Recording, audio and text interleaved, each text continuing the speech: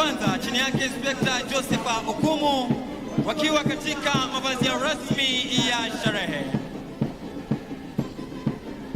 Wanafuata hivi sasa Mheshimiwa Rais ni kikundi cha kupambana na wezi wa mifugo almaarufu kama anti-stock theft chini yake Inspector Faith Anyona wakiwa katika mavazi yao mepesi ya kikazi.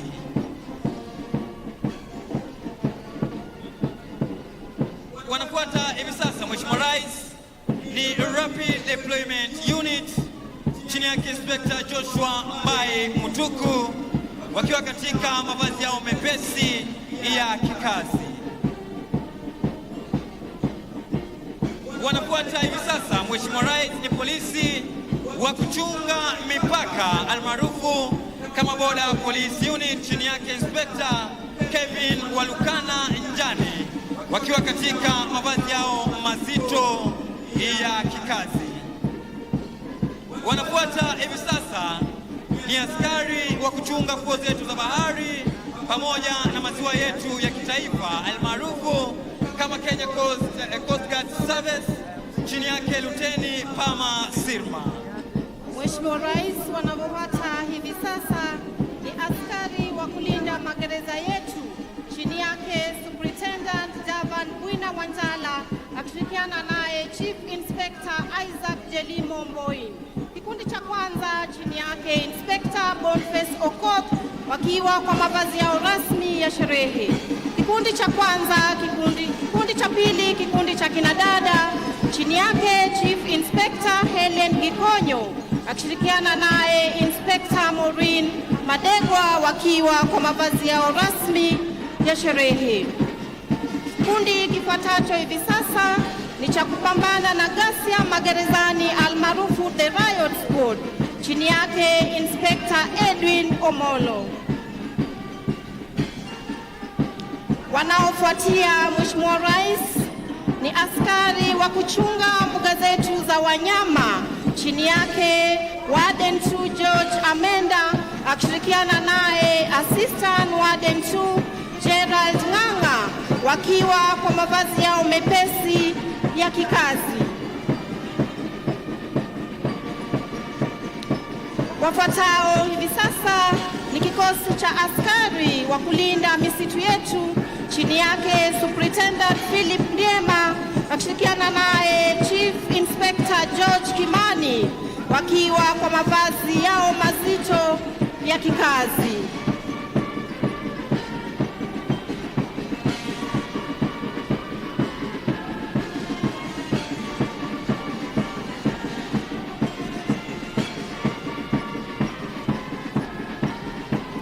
Mheshimiwa Rais, wanaofuata hivi sasa ni vijana wa huduma kwa taifa chini yake Superintendent Mwagi Mangu akishirikiana naye Chief Inspector George na Masaka.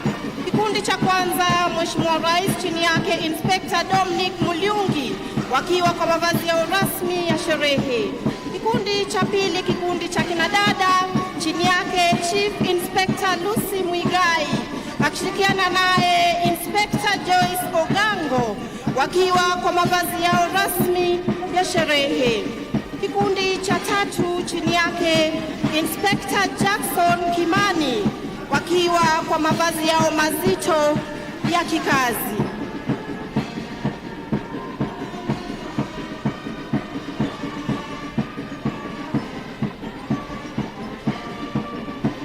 Kikundi cha nne, kikundi cha kinadada chini yake Inspector Jamila Wario wakiwa kwa mavazi yao rasmi ya kikazi.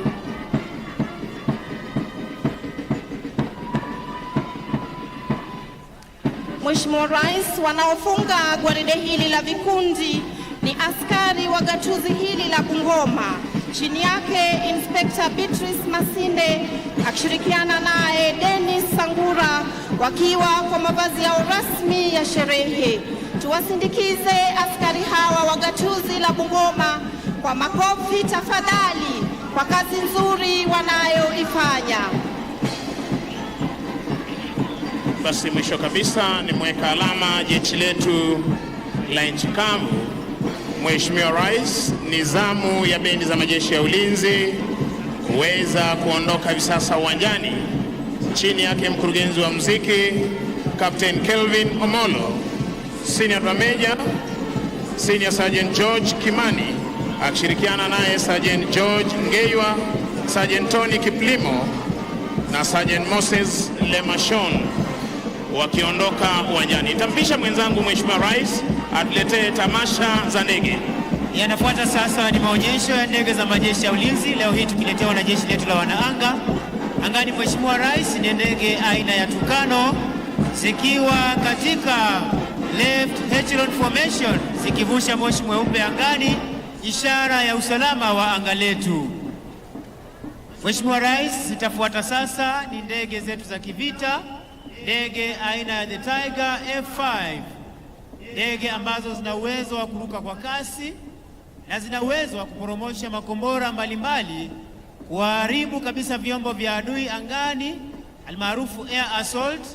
Ishara angani tunaweza kuziona ndege hizo Mheshimiwa Rais zikiwa katika 5 ship big formation, ndege aina ya F5 leo hii zikipita taratibu Mheshimiwa Rais, kila moja ikichukua mkondo wake kuweza kutuletea maonyesho ya manuva hapa angani, kila ndege ikiwa kivyake.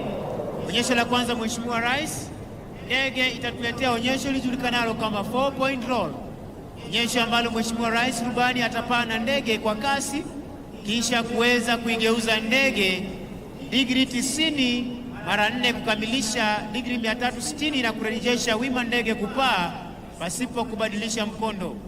Kisha ndege ya pili Mheshimiwa Rais itatuletea onyesho ambalo rubani ataweza kuinua ndege takriban digrii 45 huku akitupa mizunguko ya kushoto na kupaa juu kabisa. Kisha ndege ya tatu Mheshimiwa Rais itatuletea onyesho vertical roll ambalo rubani atapaa na ndege ikiwa imeinuliwa pua lake digrii takriban 60 kupaa juu kama tunavyotazama angani. Anainua ndege kwa umaridadi kutupa mara ya pili, ya tatu na ya 4. Tumpe makofi rubani huyo tafadhali. Ndege ya pili Mheshimiwa Rais, onyesho aileron roll kama tunavyoshuhudia angani. Anainua ndege kwa umaridadi na kutupa mizunguko ya kushoto kwa haraka. Tumpe pia makofi rubani huyo tafadhali. Onyesho la tatu Mheshimiwa Rais, rubani kutuletea vertical roll, rubani kupaa juu kama tunavyoshuhudia, kutupa mizunguko ya kushoto kwa umaridadi kabisa. Kisha Mheshimiwa Rais itafuata tena ndege aina ya The Tiger F5 ikituletea onyesho aileron roll, kupaa kwa kasi kama tunavyoshuhudia, kuinua pua la ndege na kutupa mizunguko ya kushoto kwa umaridadi kabisa. Mheshimiwa Rais, ndege aina ya F5 itarudi tena kama tunavyoshuhudia angani kutuletea onyesho 4 point roll, kupaa juu kabisa, kutuletea mizunguko tena kwa umaridadi kama tunavyoshuhudia hivi sasa. Ndege aina ya Tucano ikirudi kwa mara ya pili Mheshimiwa Rais kutuletea onyesho vertical split, onyesho ambalo marubani hawa watakuja wakiwa kwa pamoja, kisha kila mmoja ataweza kuchukua mkondo wake kwa umaridadi kama tunavyoshuhudia angani. Ndege hizi zinapokuja huku zikivusha moshi mweupe angani kwa umaridadi kabisa, wakiwa wanapaa kwa pamoja kama vile wanajeshi huweza kufanya kazi kwa pamoja kwa umaridadi kabisa kama tunavyoshuhudia angani, kisha kila mmoja kuweza kuchukua mkondo wake kama vile tunavyoshuhudia hivi sasa angani. Tuwape makofi marubani wetu tafadhali. Mheshimiwa Rais, itarudi tena ndege aina ya The Tiger F5 kutuletea onyesho ama ndege hii kutuonyesha jinsi inavyopaa kwa kasi. Na kasi hii Mheshimiwa Rais, ndege hii huweza kuacha sauti yake mbali.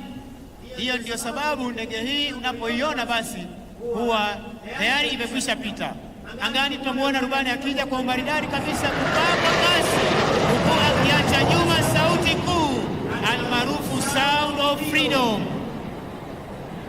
angani. Mheshimiwa Rais hivi sasa kutufungia maonyesho haya ndege spesheli aina ya helikopta, ikiwa ni Puma, ndege iliyo na uwezo wa kuelea hewani kwa muda mrefu, leo hii ikibeba bango linalosema Happy Madaraka 2024 Tumpe makofi rubani huyu pamoja na marubani wenzake kwa kazi nzuri wanayofanya kuhakikisha kwamba taifa letu liko salama masaa 24. Nimpishe mwenzangu Sergeant Misango Mbaye aweze kukamilisha vipindi vya kijeshi. Asante sana Mheshimiwa Rais, na huo ndio utakuwa mwisho wa tamasha zetu za kijeshi kwa pamoja. Niweze kuwashukuru waliofanikisha makala haya: Brigadier Elijah Ndegwa Gatere, Brigadier Samuel Kimani, Colonel Oede, Major Charles Obwong, Major Matthew Lorot Ingolan, Defense Forces Sergeant Major Warrant Officer 1 Elijah Nick Aspro Koranga, Kenya Army Sergeant Major Warrant Officer 1 Joel Mrage, Kenya Air Force Sergeant Major Warrant Officer 1 Dennis Namunyu Oletalengo, na bila kumsahau Naval Sergeant Major Warrant Officer 1 Bwana Haji Omar. Niweze kuwashukuru wenzangu tulioweza kujumuika nao: Sergeant George Kisuya, Corporal Masi Atieno Chitai, Senior Private Julinas Kiti Jefwa. Jina langu ni Sergeant Misango Mbaye, nikiweza kuwarejesha moja kwa moja hadi kwake Bwana Mike Gitone aweze kuendelea na ratiba ya siku. Kwako Gitone. Mheshimiwa Daktari William Samoei Ruto, Rais wa Jamhuri ya Kenya na Amiri Jeshi Mkuu wa Majeshi ya Ulinzi. Kwa ruhusa yako Mheshimiwa Rais, tunaingia kwenye kipindi cha gwaridi la maskauti wa kike na wa kiume, Girl Guides, pamoja na St. John Ambulance. Kutupambia gwaride hii Mheshimiwa Rais ni bendi mseto, bendi kutoka shule yetu ya Friends School Kamusinga pamoja na shule ya kitaifa ya wasichana ya Lugulu. Wako chini ya himaya za Drum Major Mary Nyango kutoka Lugulu na Fortune Okaya kutoka Kamusinga. Bendi, tupe burudani.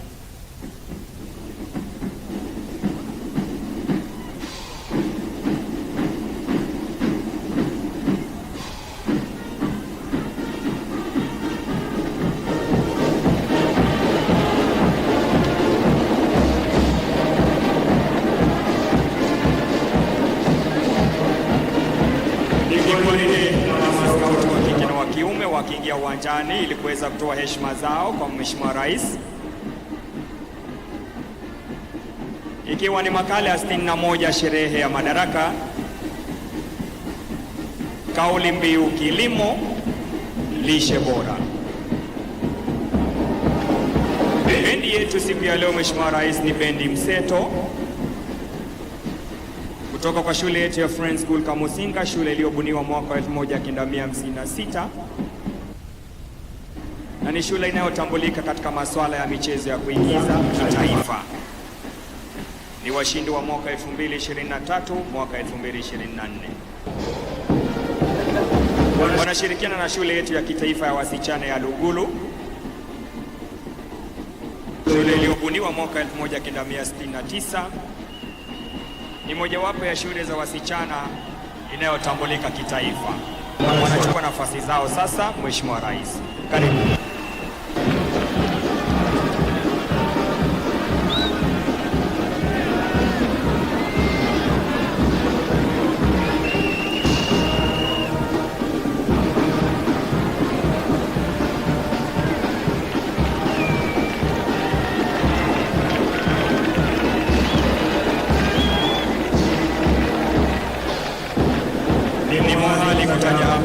Mlezi wa maskauti wetu ni Mheshimiwa Daktari William Samoei Ruto, rais wetu.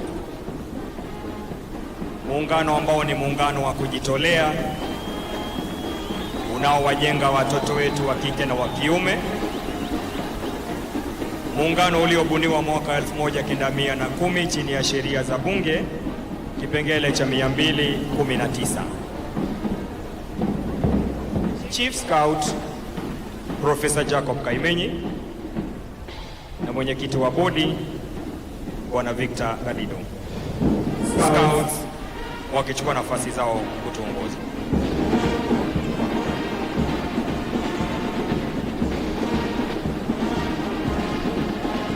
watafuatwa nyuma na wana Girl Guides, mlezi wao ukiwa ni mama taifa Mheshimiwa Bi Rachel Ruto, mwenyekiti wetu wa kitaifa akiwa ni Teresia Chebet Maina, kamishna mkuu Profesa Faith, afisa mtendaji wa taifa Priscilla Gachinga na mwenyekiti wa bodi wa wadhamini Honori Kiplagat.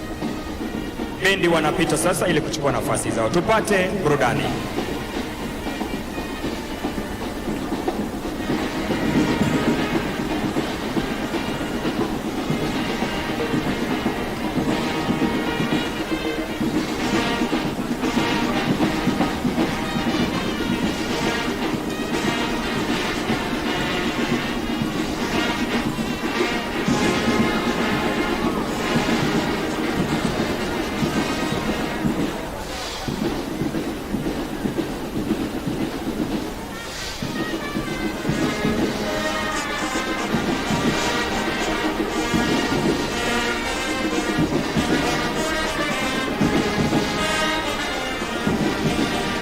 Drum Major Mary Anyango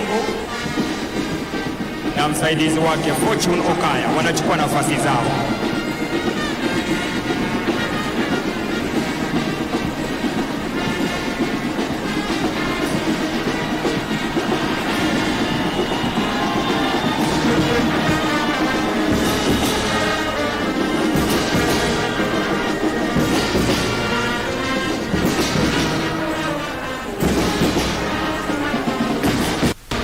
Wanaopita mbele ya jukwaa la Mheshimiwa Rais ni kikundi cha Sungura walio kati ya chini ya miaka 6 hadi 11.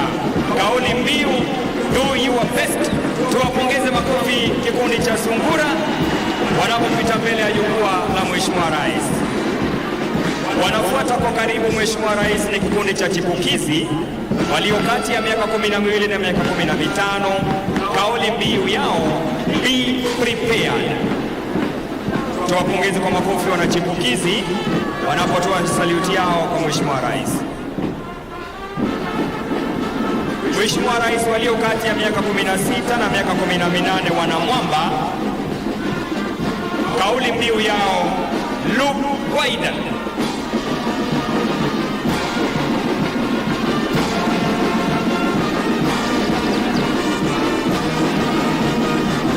Ni maskauti wetu wa kike na wa kiume. Kumbuka mlezi wao ni Mheshimiwa Daktari William Ruto, rais wetu ni patron.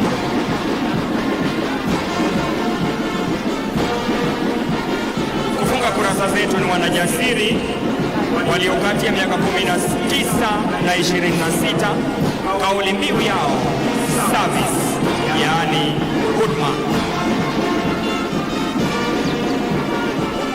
Tuwapongeze kwa makofi maskauti hao wa kike na wa kiume wanapopita mbele ya jukwaa la Mheshimiwa Rais.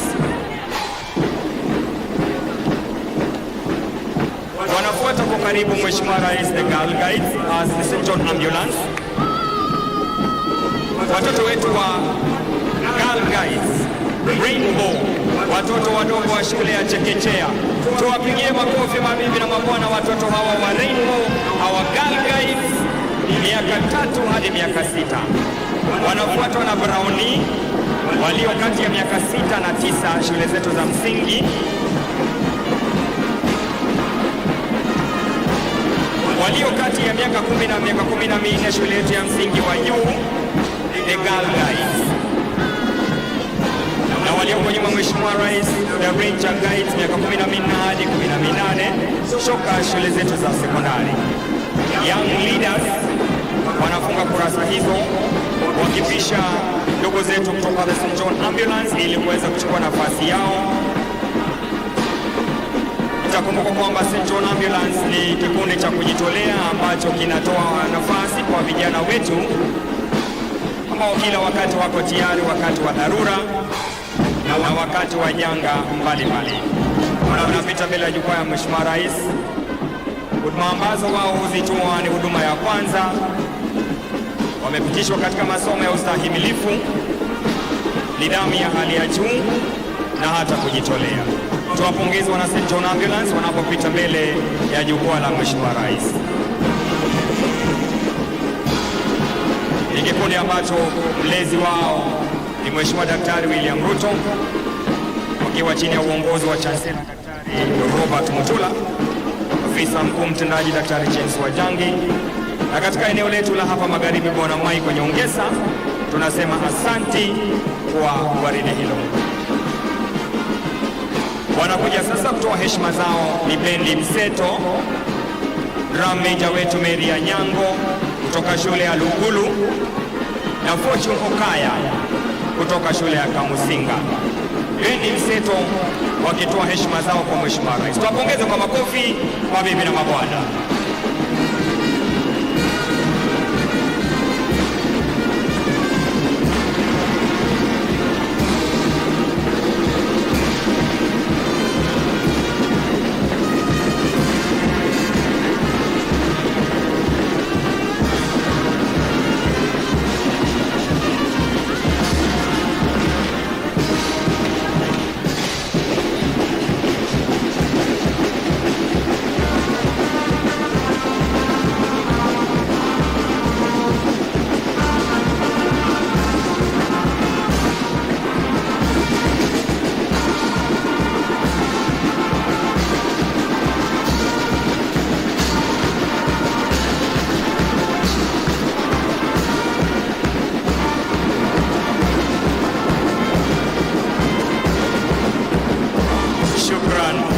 Mheshimiwa Rais kwa kutukubalia tuwe na gwaride hilo la maskauti wa kike na wa kiume pamoja na Girl Guides wetu na St. John Ambulance. Sina la ziada ila kumpisha mwenzangu Bwana Mike Gitonga ili aweze kutuvalia njuga. Karibu Bwana Mike. Asante sana mwenzangu Mike Gitone. Na sasa ningependa tuelekeze katika kipindi cha maombi, na nitawakaribisha wale ambao watatusaidia kwa maombi siku ya leo.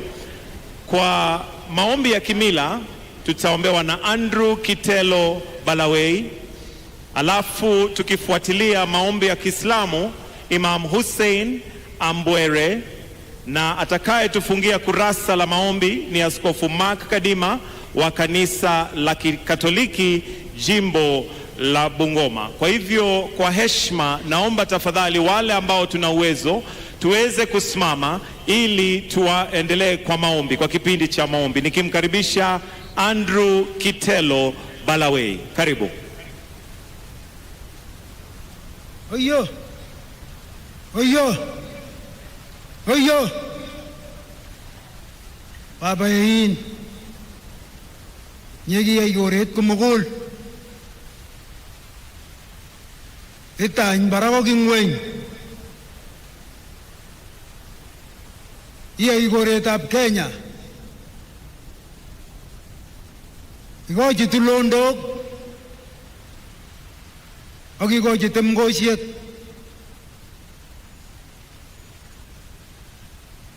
Baba yin. Besioni kubesio nyewo. Nyeginamu Kenya serikalitab orit. Kongoin bichoto. Babain. Asachini nyekonyitot nyendoine emoni. Rais Daktari William Samoei Ruto ak chepyosiet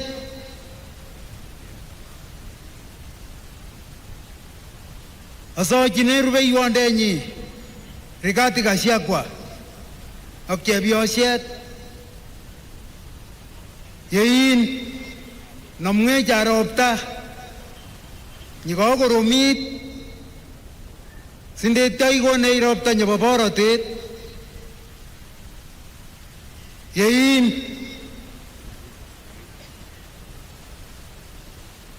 asomchine kulunganik tugul chebo Kenya, umi Cherongo, umi Kongasis, Rakaron keise kisenikab keanikab Koron sindetyo kenyoru borotet. Kongoi yein kasai.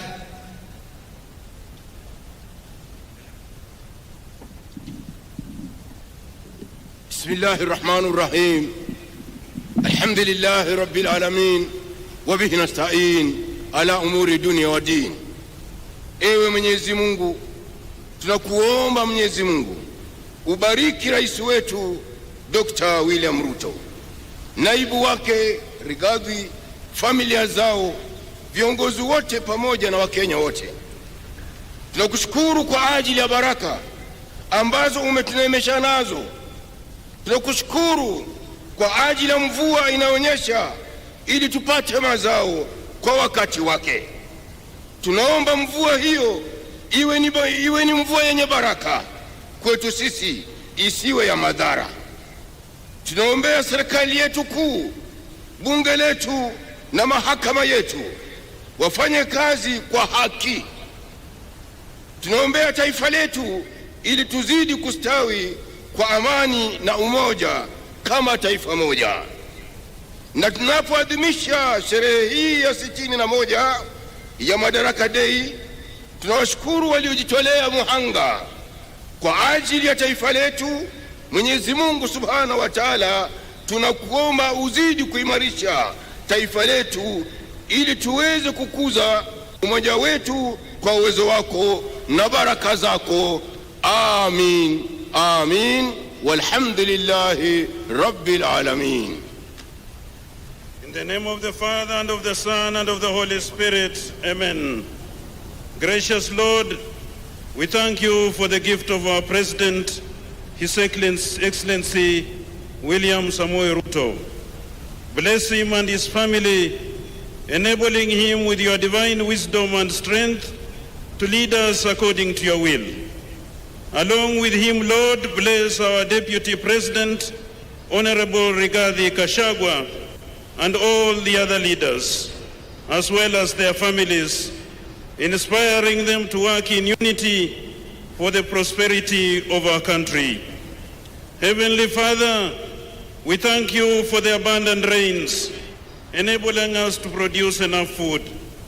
But Lord, we also beseech you that you get rid of the destruction, so that our efforts to be happy citizens with abundant harvests may be realized.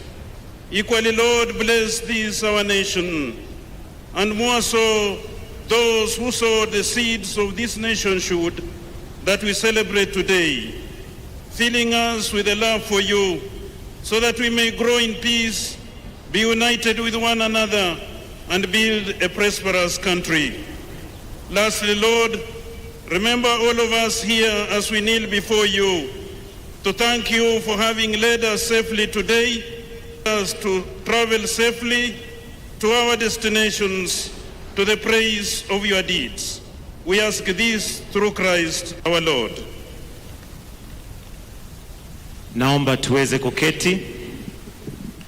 Mheshimiwa Rais Daktari William Samoei Ruto, Rais wa Jamhuri ya Kenya na Amiri Jeshi Mkuu wa majeshi yote ya ulinzi, Mheshimiwa Mama wa Taifa Bi Rachel Ruto, Mheshimiwa Naibu wa Rais Rigathi Gachagua na Mheshimiwa Pastor Dorcas Rigathi, waheshimiwa maspika wa Bunge la Kitaifa na Bunge la Seneti, Mwanasheria Mkuu Mheshimiwa Justin Muturi, mabalozi na maafisa wakuu wa kidiplomasia, gavana wa eneo gatuzi la Bungoma na viongozi wote, wananchi wa Jamhuri tuipendayo ya Kenya, mabibi na mabwana. Mheshimiwa Rais, tuna kila sababu la kumshukuru Mwenyezi Mungu kwa kutupa siku ya leo tunapoadhimisha sherehe ya madaraka makala ya 61, kauli mbiu kilimo cha chakula cha kutosha au agriculture and food security. Kwa niaba ya kamati ya andalizi la tamasha hii ya siku ya leo, naomba unikubalie tuweze kuandalia burudani fupi, na ili kutupa taswira jinsi mambo yalivyo, yakubalie ni waalike Beatrice na Boniface watuelekeze kwa burudani. Beatrice na Boniface, karibu. Mheshimiwa Rais, tunakualika sasa kwenye burudani fupi ambayo tuna hakika itakupa raha mpwito mpwito. Na kutukunjulia jamvi, Mheshimiwa Rais, ni muungano wa wanafunzi 500 kutoka mseto wa shule za msingi hapa Gatuzini Bungoma. Baadhi ya zile shule, baadhi ya shule hizo ni Kandui DEB, Mupeli DEB, Bungoma DEB, Central Baptist, Mukaweli Primary, Moi DEB. Mheshimiwa Rais, wanafunzi hawa wataongozwa na walimu Eric Amuhaya, Faith Mbote, Paul Ogira, Suleiman Salim na walimu kutoka kaunti ya Bungoma. Kweli kabisa. Na Mheshimiwa Rais, baadaye itafuata burudani ya wasanii tajika katika muziki wa kisasa, na hapa naona itabidi kila mmoja wetu akaze kiatu chake ili atenge nafasi ya kutosha ya kupiga densi. Tutashuhudia midundo ya kitamaduni pamoja na densi maarufu kutoka eneo hili linalofahamika sana kwa kutikisa mabega. Na nimefahamishwa kwamba tukiwa hapa Bungoma tunafaa kusema mapeka. Mapeka, mapeka. Baadhi ya wasanii watakao kuwa wakituletea midundo, Mheshimiwa Rais, ni pamoja na Profesa Kissinger, Wanyonyi Omukoi, Pius Wafula, Mika Mwenyege pamoja na David Barasa. Wanafunzi wetu, ikiwa mko tayari, tukunjulie jamvi la burudani. Uwanja ni wenyu.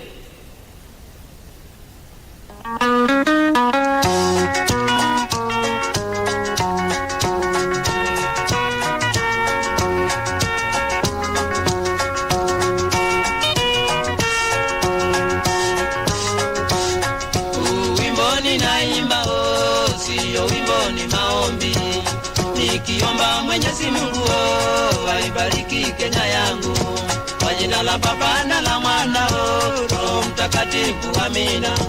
Kwa jina la Baba na la Mwana Roho Mtakatifu, amina. Ewe Kenya nchi yangu, ewe Kenya baba yangu, ewe Kenya mama yangu, sitakuacha milele.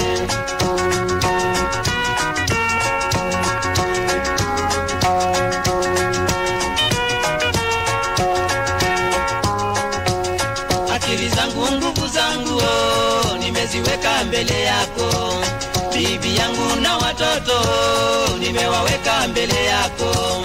Tabu zangu shida zangu ziangalie Kenya yangu, tabu zangu shida zangu ziangalie Kenya yangu. Ewe Kenya nchi yangu, ewe Kenya baba yangu, ewe Kenya mama yangu, sitakuacha milele.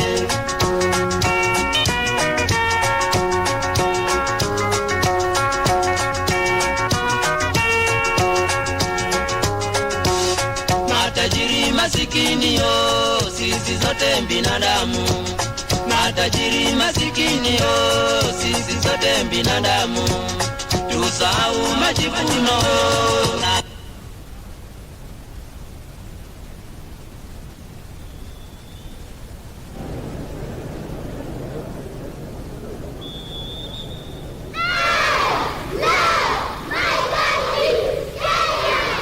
Tuwapongeze wanaochora ramani ya Kenya.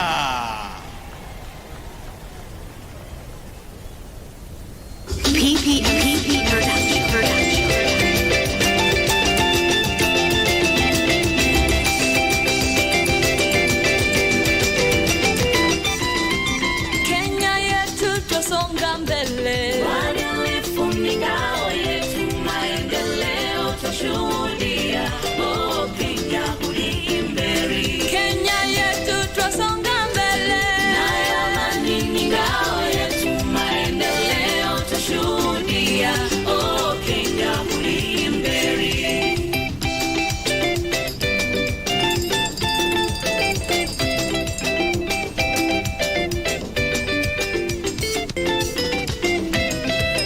Upendo kwetu wa Kenya umekuwa ndo shina letu, viwandani na mashambani, fwesi fwesi husia imberi. Kwa utalii tutajirika, mbuga zetu zaimarika, kwa ujasiri takumbatia urembo wetu, fahari yetu. Kenya yetu tasonga mbele, uadilifu ni ngao yetu, maendeleo tushuhudia. Oh, Kenya uliimberi, Kenya yetu.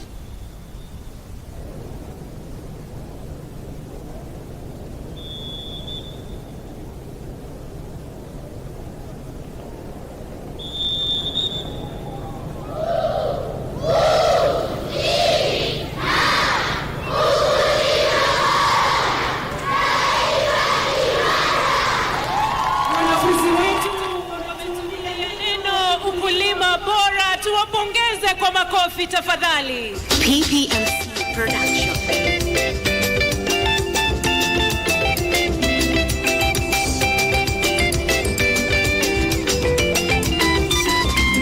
Kenya yetu tusonga mbele.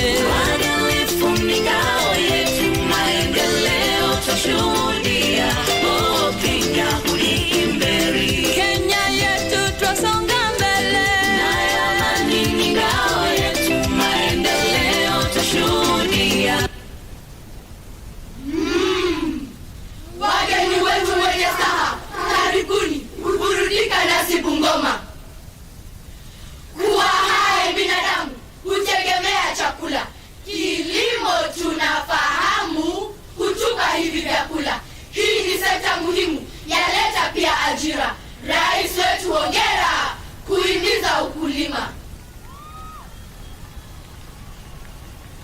Tuwapongeze wanapotu kwa hekima ya kuendeleza ukulima. Makofi kwao tafadhali. Taifa letu Kenya, Kenya tumetoka mbali. Kwa pamoja, Kenya tumefika mbali. Tunasonga mbele, Kenya tunasonga mbele. Kwa juhudi zetu, wazalendo. Taifa letu Kenya, Kenya tumetoka mbali. Kwa pamoja, Kenya tumefika mbali. Tunasonga mbele, Kenya tunasonga mbele. Kwa juhudi zetu, wazalendo. Tangu jadi wa Kenya tumeishi kwa amani tele, upendo na umoja. Tunajenga taifa imara lenye ufanisi. Tunajivunia taifa letu Kenya. Kenya tumetoka mbali. Kwa pamoja, Kenya tumefika mbali. Tunasonga mbele, Kenya tunasonga mbele. Kwa juhudi zetu, wazalendo.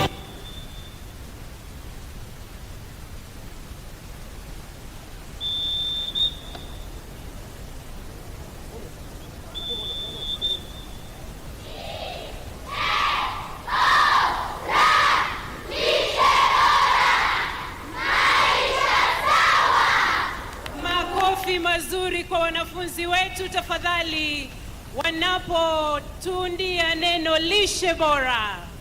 Kenya tumetoka mbali. Kwa pamoja, Kenya tumefika mbali. Tunasonga mbele, Kenya tunasonga mbele. Kwa juhudi zetu, wazalendo. Taifa letu Kenya, Kenya tumetoka mbali. Kwa pamoja, Kenya tumefika mbali. Tunasonga mbele, Kenya tunasonga mbele. Kwa juhudi.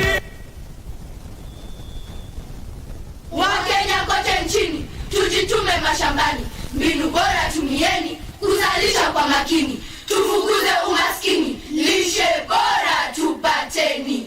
Rais wetu hongera kuhimiza ukulima. Mwisho, shabash, shukran.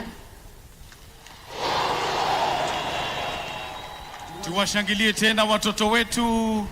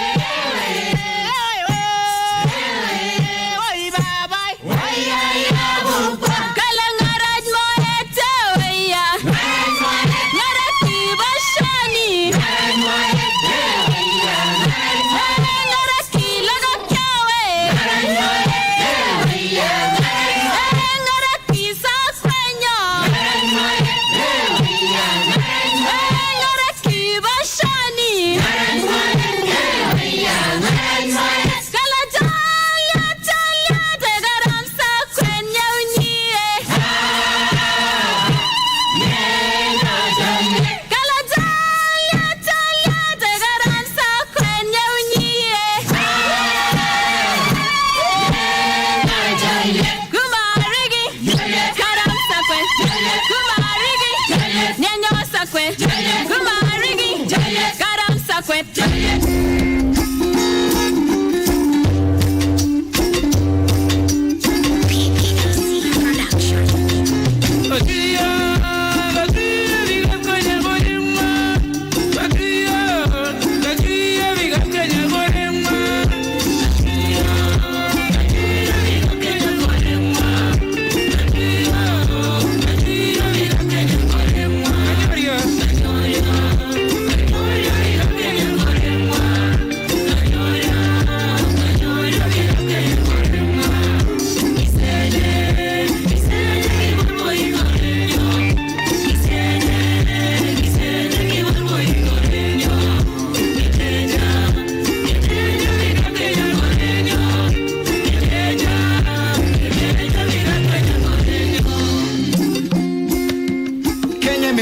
Mama imetulea na mikononi mwa wakulima tukatulia, na ile mawazo ya kuwa tu bora mkulima ukatoa ndani ukatia mawazo ya mkulima bora. You made those with pain to gain, you made those with sorrow to smile again. All you wanted, Mr. President, is us to believe in the culture, agriculture. Na indo culture ufanya mkulima ana stand firm, indo culture ufanya wajawazito wanatabasamu. Juu wanajua mkulima anazalisha. Indo culture ina ukabila, but wa Kenya hii agriculture hatuwezi kabila. Indo culture itafanya bei ya mchele ikuwe rahisi. Indo culture itafanya vijana wetu nyumbani bila mazoezi wanaunga. Indo culture itatupeleka mbali. Unajua si wakulima tunaishi kwa amani, hatuna beef, tukipata nyama si ugawana na kila mtu anatoka na peace. Asante sana kwa bei nafuu ya mbolea, kweli imetuokolea, na ndio maana wakulima wa miwa wanakuita mheshimiwa na wakulima wa majani chai wanakutii. Si wakulima tuna believe in the technology, na technologically wakulima si rough. Sisi ni ma Microsoft, na the way nimewa access their farmers power on point. Check vile wanafanya Kenya in Excel. These are not my mere words, you can check in the database. Na ndio maana kuna wakulima sahi wanaweza afford nyumba za Windows 8 ama 10. Wakulima si tukiamka si wacha blanketi alafu tunaomba Mungu shuka. Judaili ni yeye utupa mkate wa kila siku, na ndio maana tukikunywa chai ni Mungu tunatii. Ni yeye utupa nguvu ya kuendelea kujenga nchi.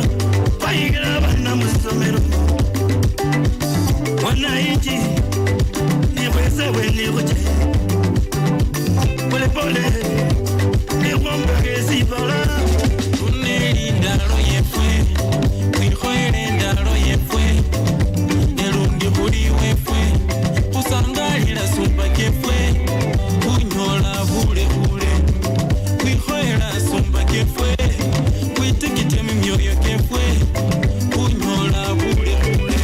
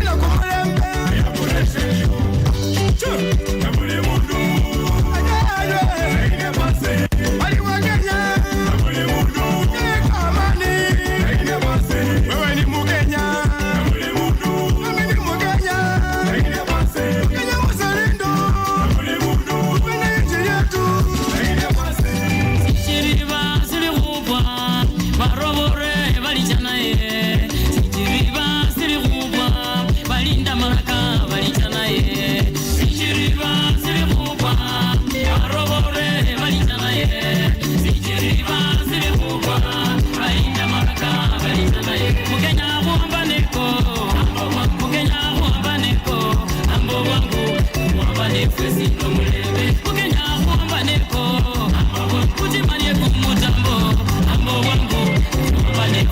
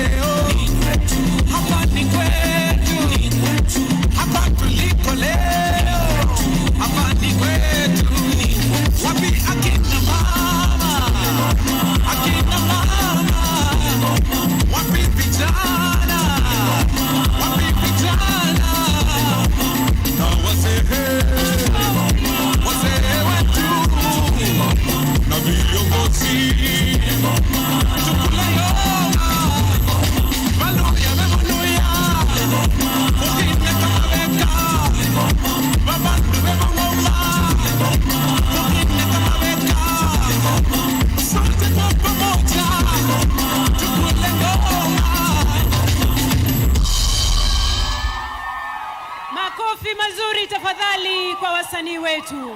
Makofi wa Kenya kwa wasanii wetu. Asanteni sana. Na sasa wanaochukua uwanja Mheshimiwa Rais ni wakulima bora au ukipenda agripreneurs ambao wataingia, na pia naomba kwa upole tuwaruhusu wananchi ambao wako nje waweze kuingia, wachukue uwanja hapa katikati ili waweze pia kushuhudia sherehe inavyoendelea. Wale wanaochukua uwanja sasa, Mheshimiwa Rais, ni agripreneurs ama wakulima biashara, ambao siku ya leo tutamkaribisha waziri wa kilimo aweze kuwapatia kipindi kifupi cha kuwakabidhi uwezo wa kilimo biashara. Tuwapigie makofi wakiingia. Asante sana mwenzangu Mike Gitonga. Hawa Mheshimiwa Rais ni mabalozi wetu kutoka agripreneurs waliotoka kwenye jimbo mbalimbali, jimbo zote 47 kutoka Jamhuri ya Kenya, wakiwa tayari kupata ruhusa kutoka kwako ili waweze kurudi mashinani kuweza kuelimisha wakulima wengine kuhusu kilimo na lishe bora. Agripreneur hawa wana ujumbe kauli mbiu kilimo na biashara. Wanaingia uwanjani kwa utaratibu, wakijipanga jimbo kwa lingine, tayari kupokea ruhusa yako Mheshimiwa Rais, ili wakaweza kurejea kule mashinani wakipeleka ujumbe wa kilimo biashara. Hawa wote kwa jumla 2,500 kutoka jimbo mbalimbali ambao wanafika hapa kupokea ruhusa yako Mheshimiwa Rais. Those coming into the field are agripreneurs who are going to be commissioned this morning right here as we celebrate the 61st Madaraka Day celebrations right here in Bungoma County. And we'll shortly be welcoming the Cabinet Secretary for Agriculture, Mithika Linturi, who is going to lead us in this particular exercise. Ladies and gentlemen, Your Excellency, this is only 2,500 of the agripreneurs who are going to be commissioned today. This is just a sample of those who are going to be in different counties. And also, as we see, wananchi tunaona pia wanaruhusiwa waingie wale ambao tuko nje, lakini naomba tafadhali tuingie kwa utaratibu, tusiwe na haraka. Tutaruhusiwa tuingie kwa uwanja ili tuweze kushuhudia kile ambacho kitakachofanyika hapa tukiendelea.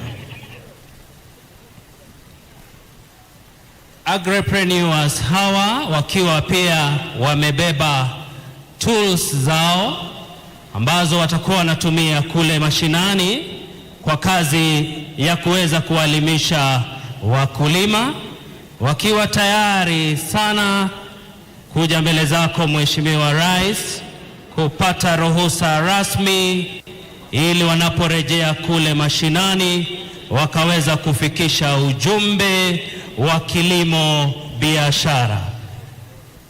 Wakiwa wamechaguliwa kutoka jimbo mbalimbali, jimbo 47, wakiwa wakiinua mabango kutoka jimbo zote 47, wakiwa wamebeba vifaa rasmi vya kazi ambazo watavitumia kule mashinani kuelimisha wakulima. Mheshimiwa Rais, kwa ruhusa yako siku ya leo, ujumbe wa kilimo biashara utaweza kuwafikia wakulima wengine katika kila sehemu ya nchi. Ama jinsi wewe unavyoongoza kwa masuala ya kilimo, nao hawa wamepewa jukumu ya kueneza ujumbe wako kule mashinani kwamba tuweze kuingia kwenye kilimo ambacho pia kinakuwa ni kitega uchumi. Tuinue mabango yetu tafadhali. Na bado wakiendelea kuingia, naomba studio mtuwekee ukweli wa mambo fertilizer ili tuweze kutizama, tuweke macho kwa runinga kabla nimwalike waziri wa kilimo ambaye atatuongoza katika hii sehemu. Ukweli wa mambo fertilizer.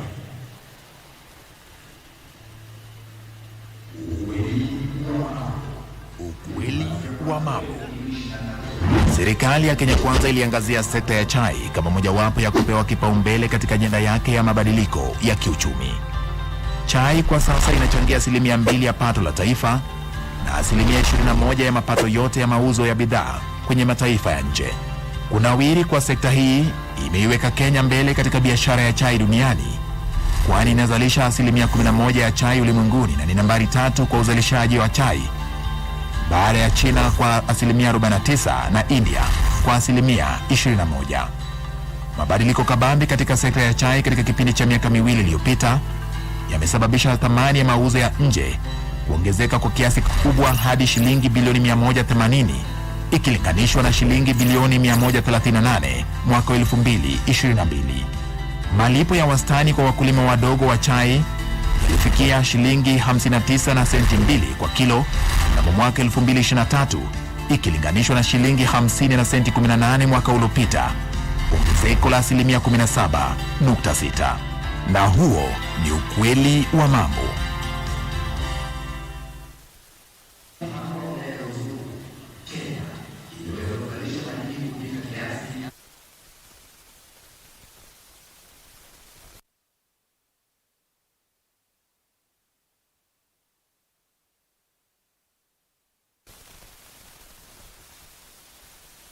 Haya basi, asante. Na sasa Mheshimiwa Rais, kwa ruhusa yako naomba nimwalike Mheshimiwa Mithika Linturi aje atuongoze kwa kipindi kifupi cha kuwakabidhi uwezo wana kilimo biashara. Tumpigie makofi waziri anapokuja. Karibu waziri.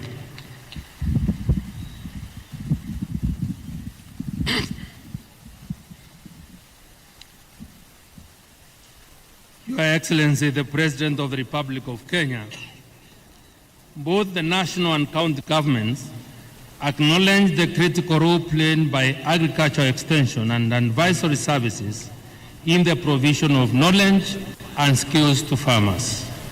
The key challenges to one's extension management and service delivery include development of private sector operated extension services that complements the public extension services as well as the commercialization of the latter without compromising public interest.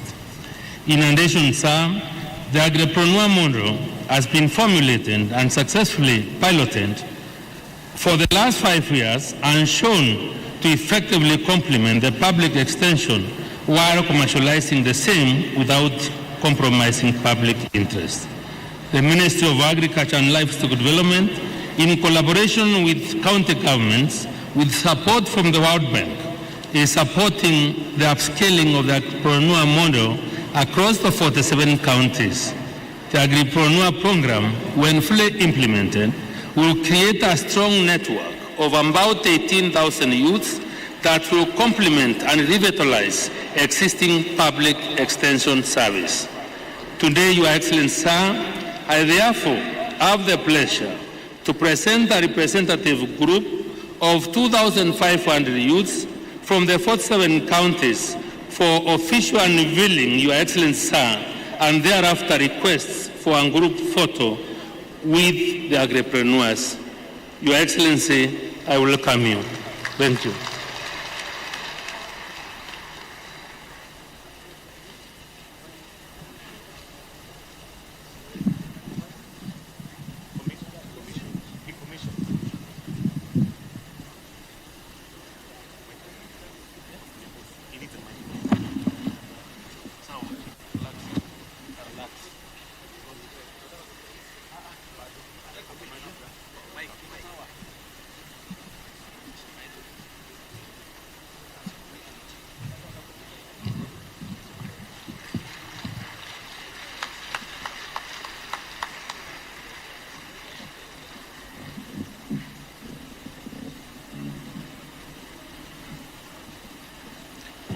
Asante sana waziri.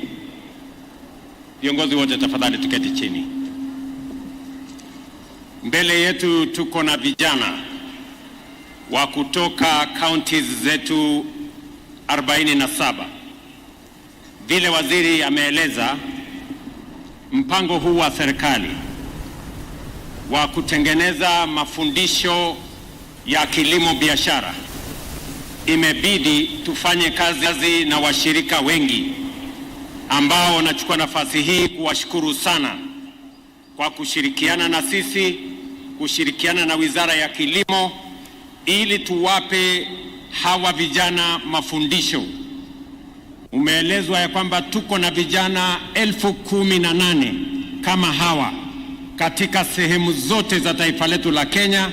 Leo tuko hapa na 2,500 kama kielelezo ya wale wengi ambao hawako pamoja na sisi, na leo wamefika hapa ili tuwape kibali rasmi ya kuungana na extension officers katika counties zetu kuwafundisha wakulima vile kilimo itabadilishwa iwe ni biashara na iweke pesa kwa mifuko ya wakulima wa taifa letu la Kenya. Mimi nawauliza wakulima wote, sasa mko na jeshi kubwa hapa ya vijana ambao watawafundisha agripreneurship, kufanya kilimo ambayo itaweka pesa katika kilimo na katika mifuko ya wakulima wetu. Na kwa sababu sherehe hii ya muhimu, kiini ya sherehe hii ni kilimo, mumesikia vizuri hapa haya mambo.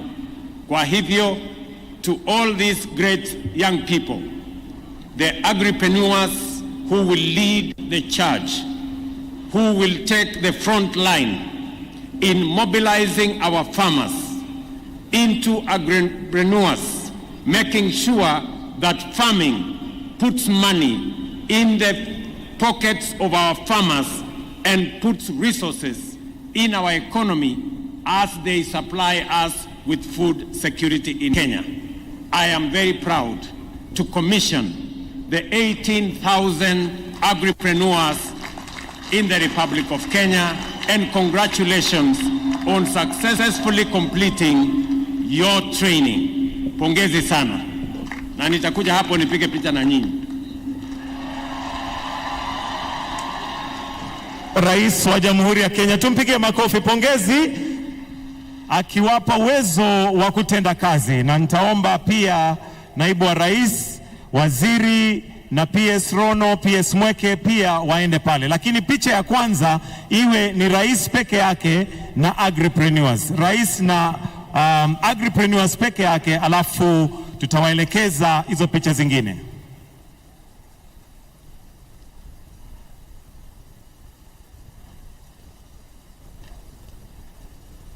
Picha ya kwanza ipigwe ikiwa rais peke yake na agripreneurs.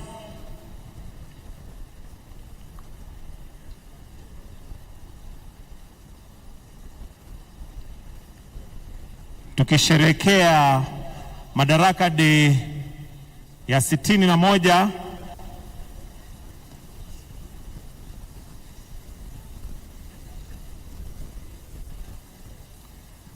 pia gavana kama unaweza teremka tafadhali.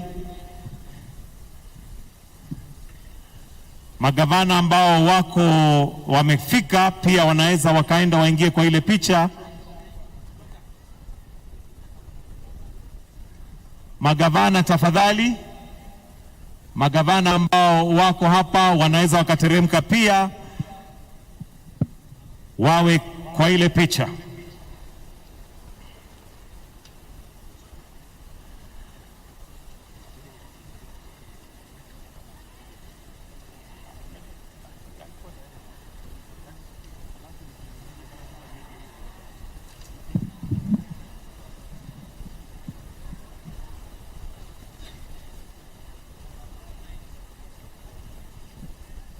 Na basi tukiendelea na hiyo picha, Hebu tuwekee sauti ya mwananchi studio, ili tuendelee tukingojea tumalize ile picha, kupangwa kabisa, ikapangika.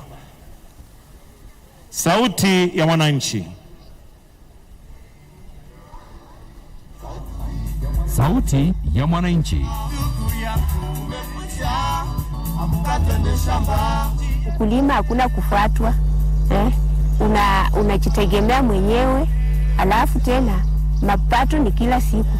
Mimi singoji mwezi wa mwezi ati ndio nipate pesa. Nikitaka sahi pesa, naingia kwa nyumba nauza njugu korogoro ngapi hivi na napata pesa.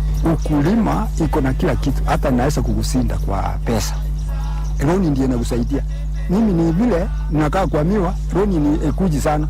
Lakini roni yangu nilikata, ukiongojea mwezi hii napata rahisi. Nimepata faida na nikafaidika na hii ng'ombe. Tuko na gold katika nchi ambaye ni maziwa, ambaye tunaomba Wakenya wote turudi mashambani tuweze kufanya kazi. Tukifanya dairy farming vizuri na agriculture farming, tutaweza kujisustain. Mambo ya watu kusikia njaa ati chakula haitoshi, maziwa haitoshi, tutakuwa tunapata maziwa ya kutosha na maisha itakuwa mzuri. Sio kila saa kulia serikali isaidia. Mkulima akiwa empowered, kutakuwa na source of employment. Sector export itaemploy watu wengi sana. Juu ya jambo hili la kilimo, mimi nimeliunga mkono 100%, kwa sababu bila kilimo nchi yetu haiwezi kusonga mbele. Tunapata mbolea ya kutosha, tunalima ndizi, tunalima mahindi, tunalima maharage. Si unaona kazi mzuri? Tunafurahia serikali vile imechukua hii mradi ya subsidies fertilizer. Makofi Gavana wa Bungoma County, karibu.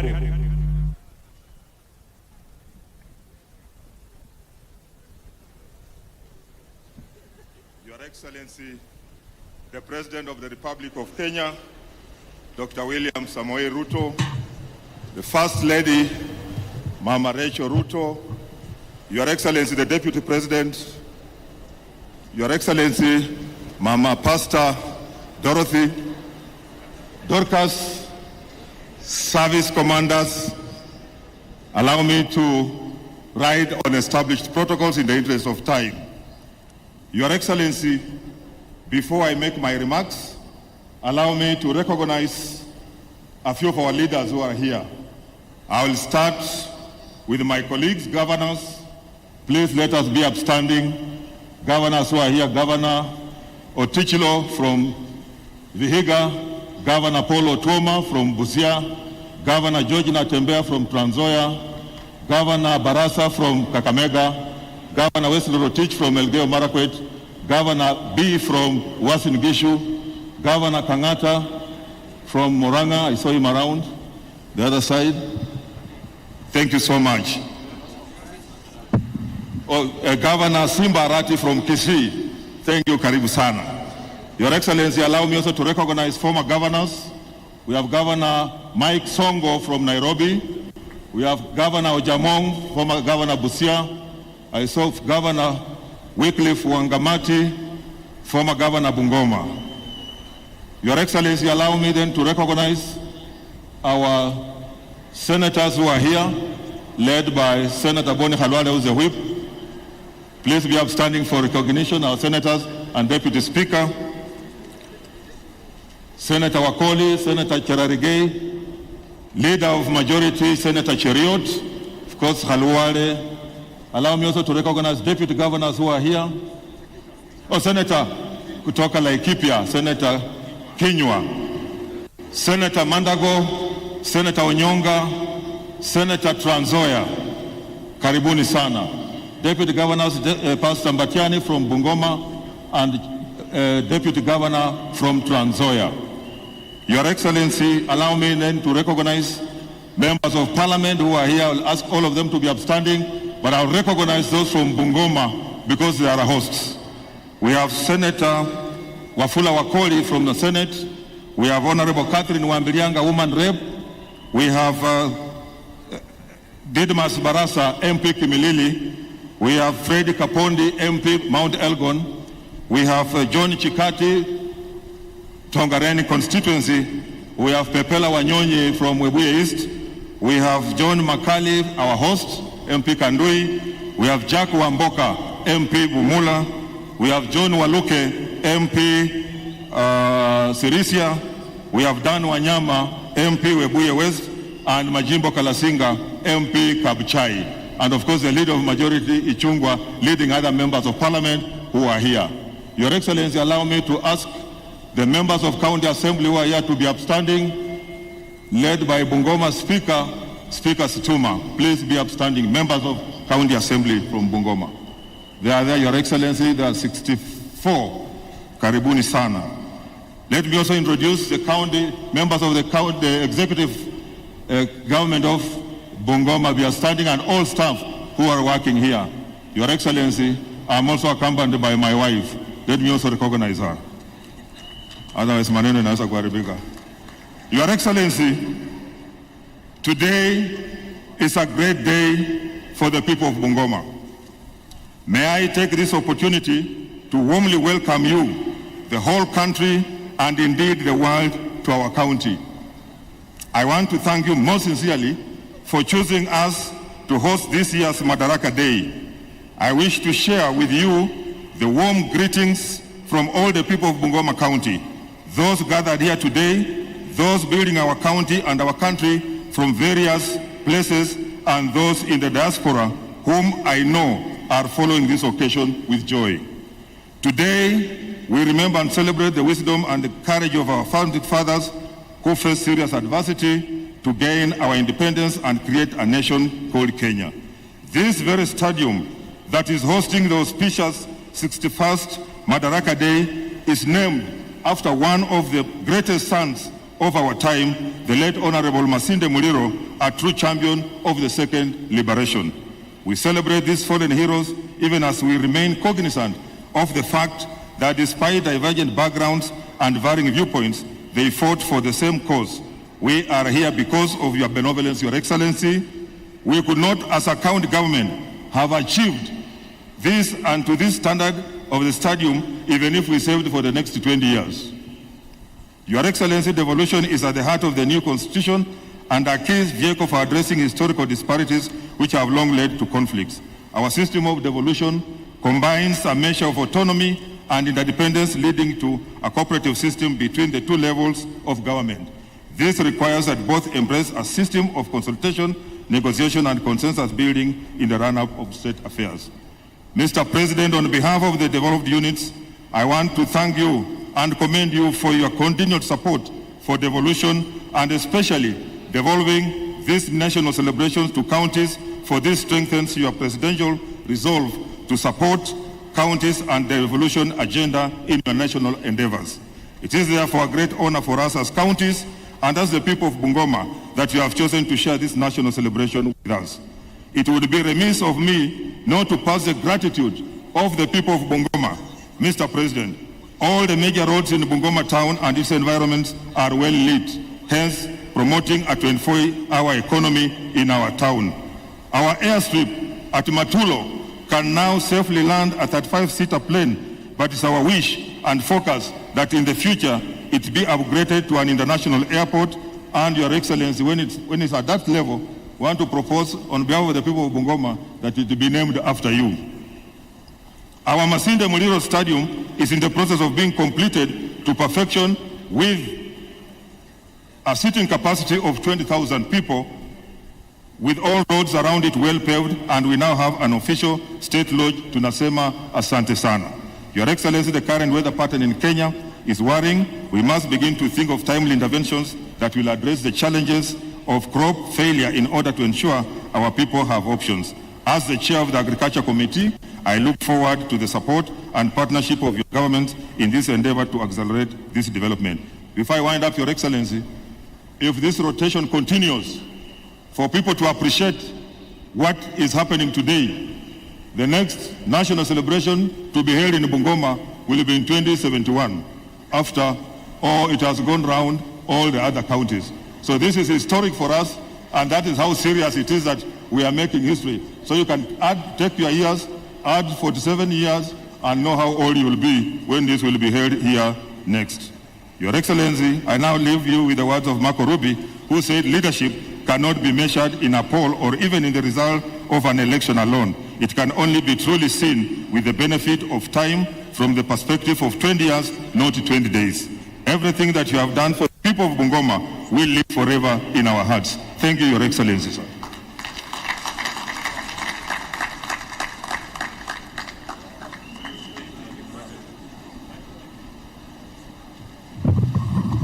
Your Excellency, addressing a magnitude of this, a crowd of this magnitude, you can get changanyiko at kidogo.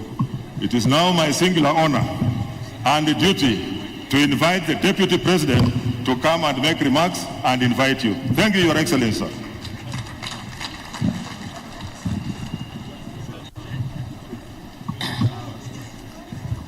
Your Excellency, the President of the Republic of Kenya and Commander-in-Chief of our Defense Forces, Dr. William Ruto, Your Excellency, the First Lady, Mama Rachel Ruto, the Governor of Bungoma County, my friend and college mate, Kenneth Makelo Lusaka, aka Babawini, the short man from Kamkuya, Cabinet Secretary is present, the Prime Cabinet Secretary, the Honorable Musalia Mudavadi, the Speakers of the two Houses, the Chief of Defense Forces, and the Service Commanders, the people of Goma Hamjambo, Bungoma Hoi, Bungoma Hoi, watu wa Mlebe hamjambo. Your Excellency, I'll be very brief because my role in this great county of Bungoma, in the heart of Mlembe Nation, is to usher you to talk to the people of Kenya. But let me say, Your Excellency, you are the vision carrier of our administration, and those of us you have given the privilege to serve under you remain committed and focused to assist you in the transformation of our great republic so that the people of Kenya have better lives and the improvement of our economic fortunes. But before I call Your Excellency, you allow me 10 seconds to digress just a little bit. Before the advent of Manchester United and Arsenal, we used to have a great contest in the 80s and the 90s between Gor Mahia and AFC Leopards. During that time, I was a keen fan of football. I was and remain a great supporter and fan of AFC Leopards. With those few remarks, please be upstanding and help me to usher in the President of the Republic of Kenya, President William Ruto. Mr. President.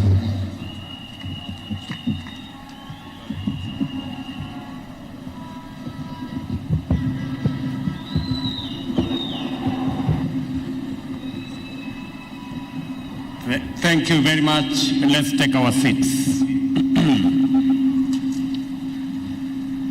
Mr. Deputy President, Prime Cabinet Secretary, the Speakers of the two Houses of Parliament, Your Excellencies, Ambassadors and High Commissioners, CDF and Service Commanders, Ministers, Excellency Governors,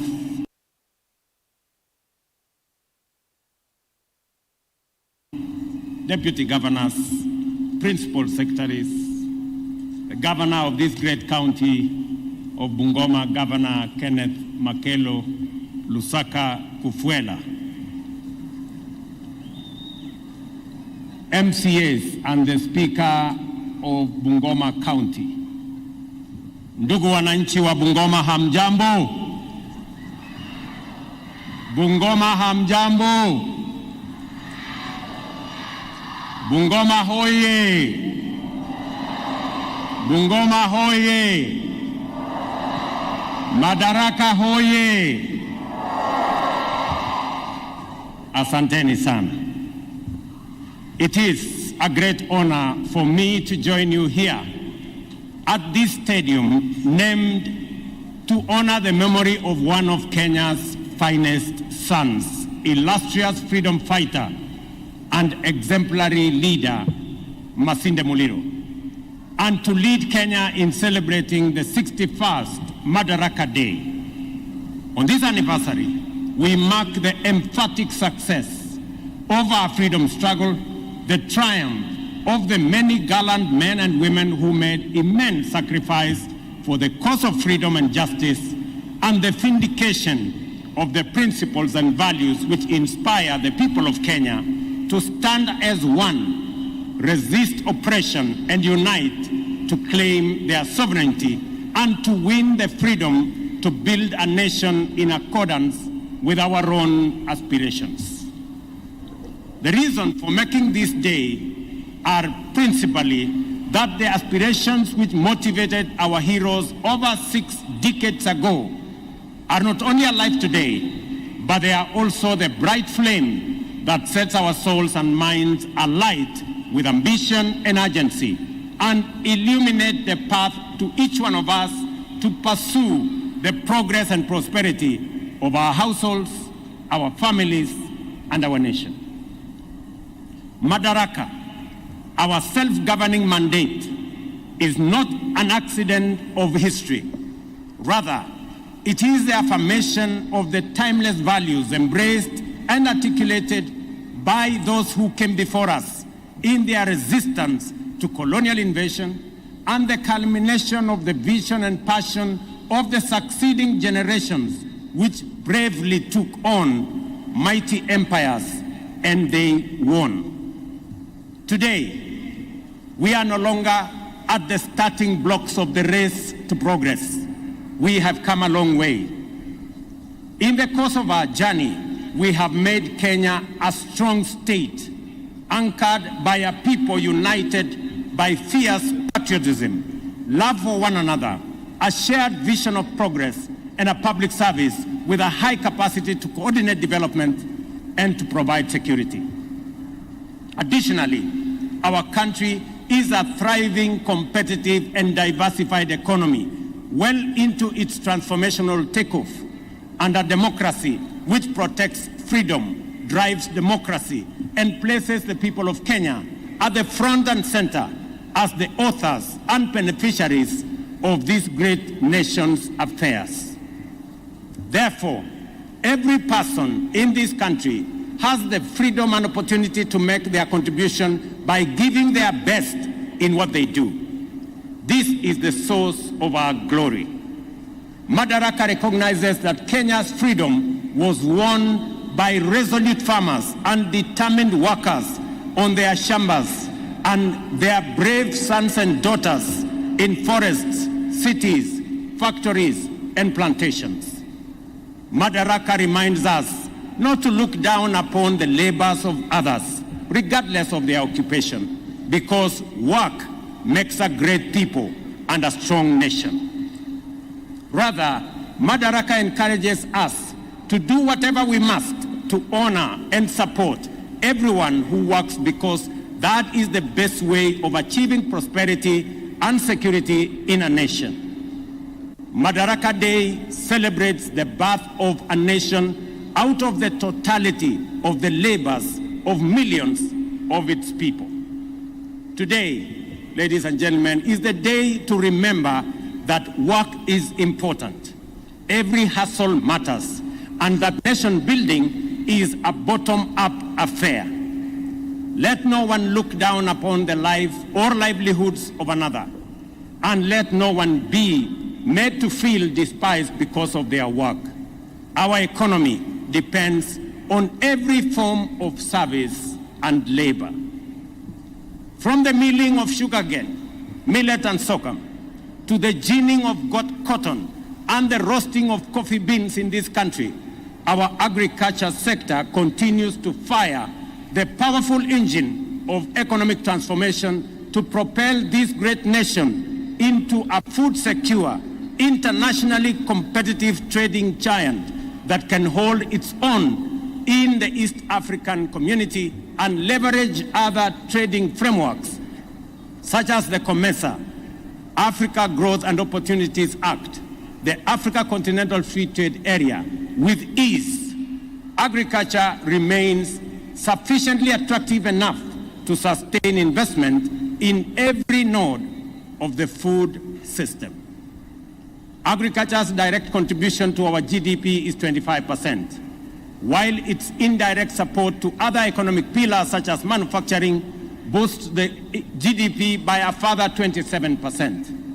Agriculture also employs directly or otherwise an estimated 40% of our population. To build a robust and thriving economy, enhance social inclusion and improve environmental conservation on this critical sector, the government has deployed an agriculture-led, all-of-society approach in the form of the bottom-up economic transformation agenda, of which agriculture is a critical, central, strategic pillar.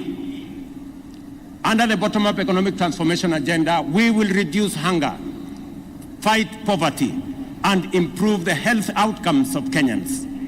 I am particularly delighted that agriculture and food security are the chosen theme of this year's celebration in this great agricultural county of Bungoma. We appreciate the determination of small-scale farmers who are the backbone of Kenya's agricultural sector in their efforts to produce sufficient and varied food to meet their national health and other daily needs. Against many odds, our farmers have defied systemic and structural constraints and limitations to make a contribution to households and national food security requirements and to propel the economy into the future. We understand, we cherish, and we value our farmers. Consequently, we have partnered effectively with farmers and other food system value chain actors, such as input suppliers, producers, processors, and support service providers to transform their productivity beyond subsistence and enhance the country's food security. This has been made possible through interventions in key value chains like maize, livestock, tea, coffee, edible oils, cashew nuts, pyrethrum, flowers, avocado, and macadamia nuts.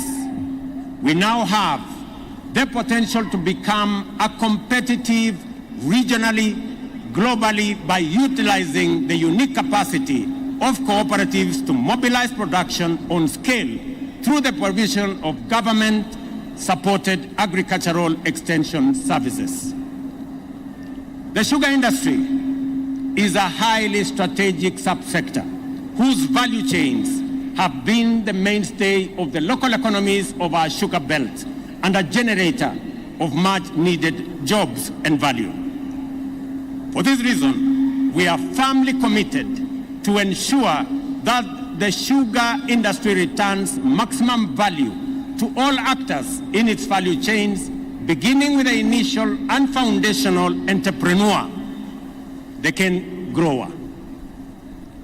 To accomplish this, we have implemented a number of radical measures. We have written off Kenya shillings 110 billion worth of sugar factories' debts accumulated over the last 40 years. A new leasing model that will guarantee prompt payment for cane deliveries by farmers, timely wages for factory workers, and a bonus to sugarcane farmers every end of the year like other crops is underway.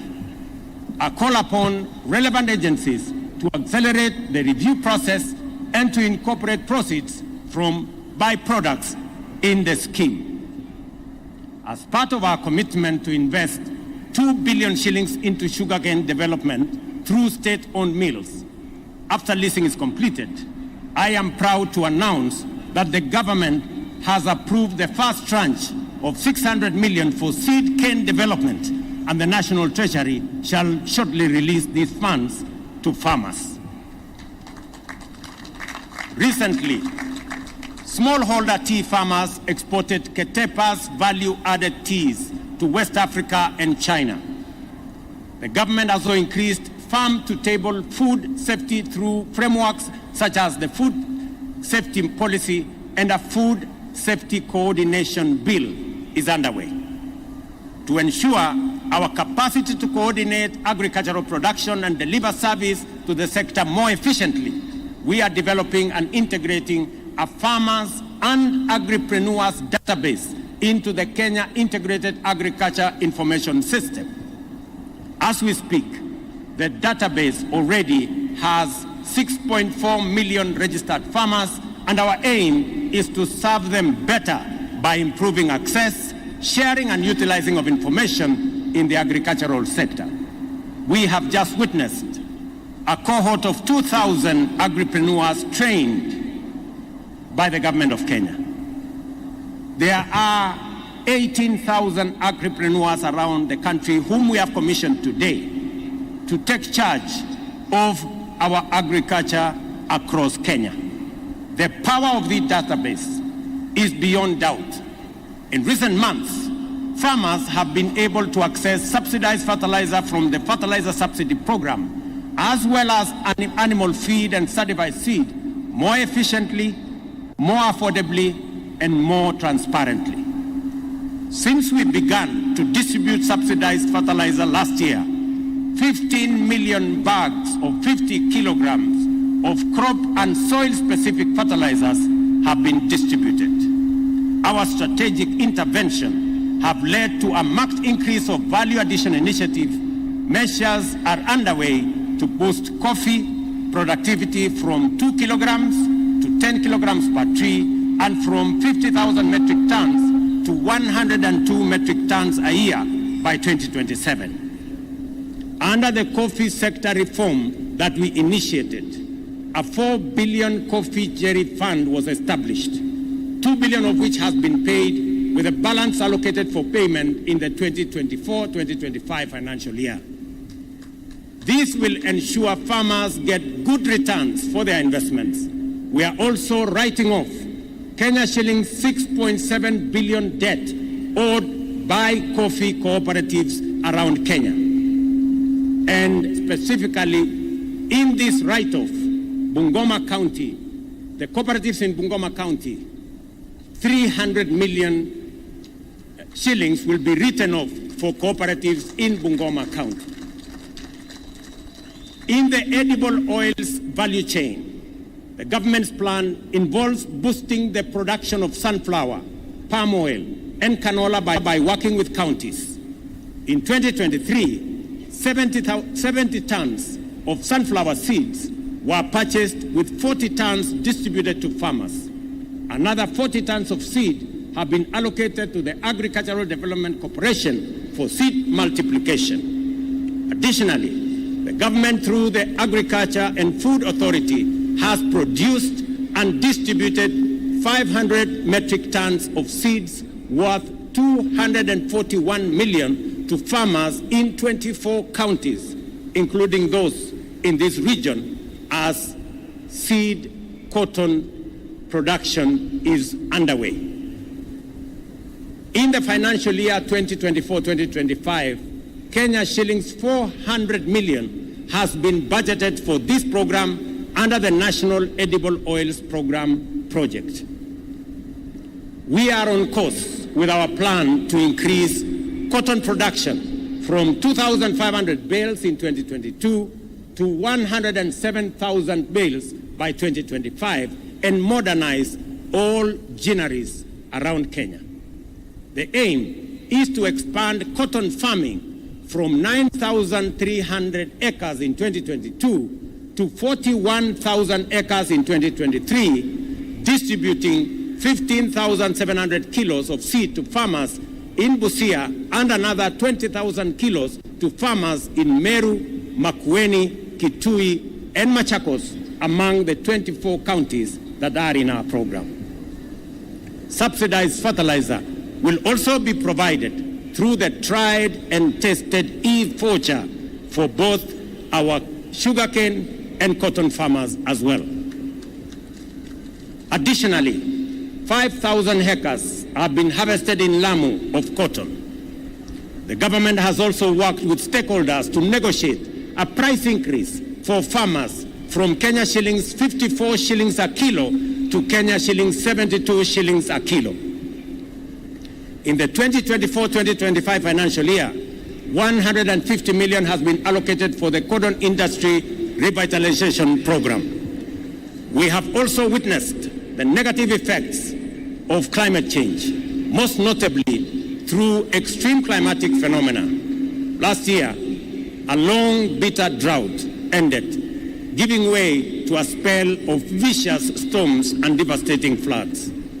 It is now clear to us that climate change presents serious challenges to food security and economic recovery. The flooding, mudslides, and landslides that the country has experienced in the past 6 months may have slowed us a little.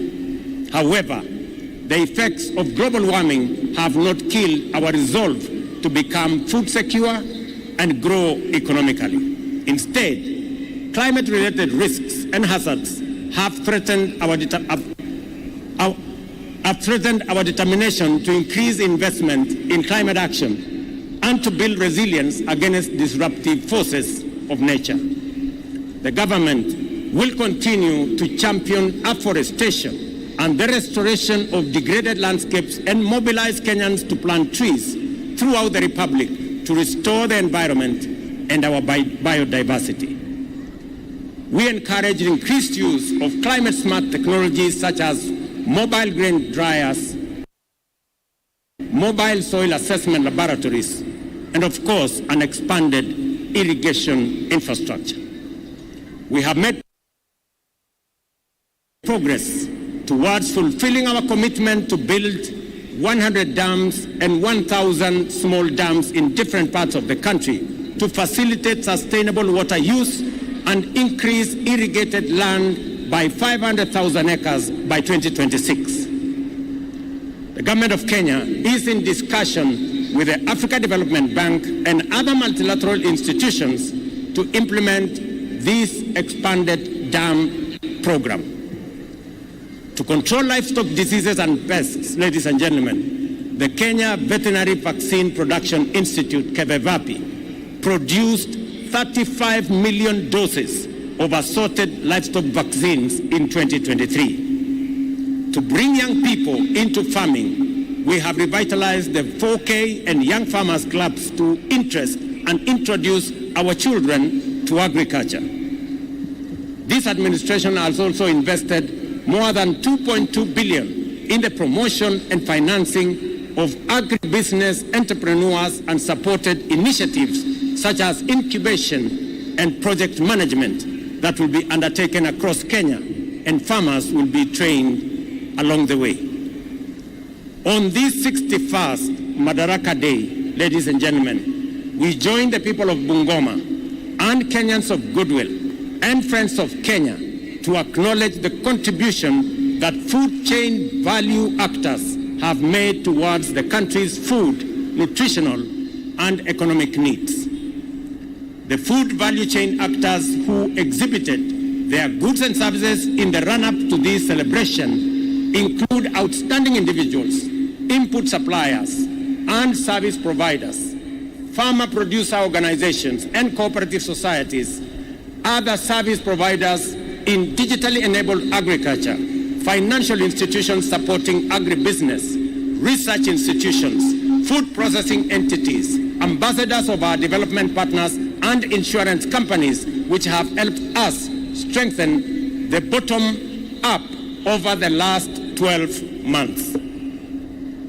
Kenya's farmers have made remarkable progress in their efforts to make safe, nutritious, and sufficient food available to every citizen all year round. Since December 2023, through collective efforts and determination to increase household food stocks and improve food production, we have stabilized the country's food security situation.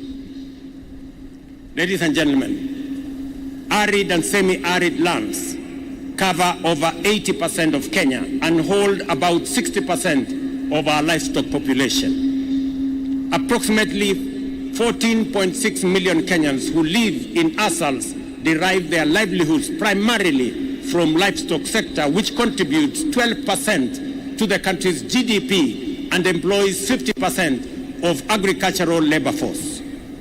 ASALs and the livestock sector are therefore critical to the nation's food security and economy. To actualize the bottom-up economic transformation agenda in relation to the livestock sector, the government is focusing on commercializing and reforming the sector and improving livestock performance. Our commercialization agenda has given priority to leather, dairy, and red meat value chains under projects like the Livestock Commercialization Project, which supports 110,000 vulnerable youth and women-led livestock-dependent households in 10 counties around Kenya. The project has developed solar-powered boreholes and water pumps, rehabilitated several livestock markets and slaughterhouses, bred thousands of animals, provided agricultural equipment, pasture and fodder seeds, and trained the youth in animal health in different parts and many counties in the Republic of Kenya. We are invested in developing our leather subsector to support competitive export industries supporting many thriving enterprises and households. In this connection, we have committed to implement strategies aimed at increasing incomes from 15 billion to 120 billion a year, multiplying job opportunities from 17,000 to 100,000, and raising annual footwear production from the current 8 million shoes to 36 million pairs, worth 72 billion by 2027. I have made this commitment that shortly we will not be importing shoes from anywhere. We will be wearing our own shoes, made in Kenya, using our own leather. It is essential to our strategy that we transform the leather value chain from one driven by exports of raw material and semi-processed products to a sophisticated industry manufacturing internationally competitive finished leather and leather products, thus mopping up all the 3 million hides and 18 million skins produced every year. We are developing local capacity to handle hides and skins to provide quality raw material, tanning as well as the local manufacturing of finished leather goods such as shoes, bags, belts, and others. Financially, our commitments are as follows. Kenya shillings 400 million has been allocated to upgrade the Ewaso Nyiro South Development Authority's leather factory. 200 million of the funds will be used to acquire modern equipment. Kenya shillings 100 million to build a footwear factory, and Kenya shillings 100 million to mop up hides and skins in different counties. Machinery for increasing processing capacity at factory has already been procured and installed. To supply quality hides and skins, 700 flayers have been trained and subsidized flaying equipment provided to 680 slaughter points around the country. At the same time, construction of the Kenya Leather Industrial Park at Kenanie, Machakos County is 85% complete. This park will have a common affluent treatment plant, 2 tanneries, 2 leather manufacturing plants, and 100 acres for investors to set up leather factories by the end of this year. In the dairy sector, we are committed to enhancing annual milk production from 5.1 billion liters to 10 billion liters by 2027, raising the market share of processed and formally marketed milk from 30% to 50%. This will lead to an increase of processed milk exports of 1 billion liters a year by 2027. The value of processed milk increased by 7.5% from 755 million liters in 2022 to 812 million liters in 2023. Kenya shilling 600 million was released last week to new KCC to pay farmers promptly as part of the build-up of the Milk Revolving Fund, which is estimated to be 3 billion shillings by the end of this financial year. The government's 6-point plan for the dairy industry covers, among others, installing milk coolers in dairy cooperatives, providing tax incentives, reducing trade barriers, and establishing a dairy stabilization revolving fund to manage milk surpluses and deficits, and prompting higher national milk consumption to improve health, especially the growth and development of our children. The government's intervention in the red meat value chain are similarly robust and have led to an increase of 8.6% in meat exports from 15,000 metric tons valued at 9 billion in 2022 to 16,000 metric tons valued at 10 billion this year. There has also been a 42% growth in the export of live animals from 33,000 animals in 2022 to 47,000 animals in 2023. The government will build 450 fenced feedlots in 31 counties, working with counties to increase annual red meat production by an additional 110,000 metric tons, valued at 54 billion by the end of this year. To sustain high livestock performance, several interventions have been undertaken with the aim of improving genetics, eliminating feed water supply constraints, disease and barriers to market access. Key actions include the implementation of a countrywide breed improvement program in collaboration with counties to upgrade dairy and beef breeds across Kenya. In 2023, the Kenya Animal Genetics Resource Center provided farmers with 900,000 doses of bull semen with the aim of increasing production and productivity. I have directed that the cost of sex semen be brought down from Kenya shillings 8,000 to Kenya shillings 3,000, which will enable dairy farmers increase their production and productivity of milk. Likewise, a goat artificial insemination station and animal husbandry and industry training institute in Domba, Kirinyaga County has produced 48,000 doses of goat semen and trained 80 goat inseminators. Veterinary services are essential to safeguard animal and human health, improve animal welfare and productivity, and ensure the production of safe, high quality animals, and thus promote food security and domestic as well as international trade. I want our livestock farmers to work with confidence and rest assured of consistent, reliable, and efficient provision of vaccines. In 2023, the modernized Kenya Veterinary Vaccine Production Institute produced 35 million doses of assorted livestock vaccines. To enhance livestock disease and pest management, the government is launching a national vaccination program to eradicate the PPR disease and control the foot and mouth disease.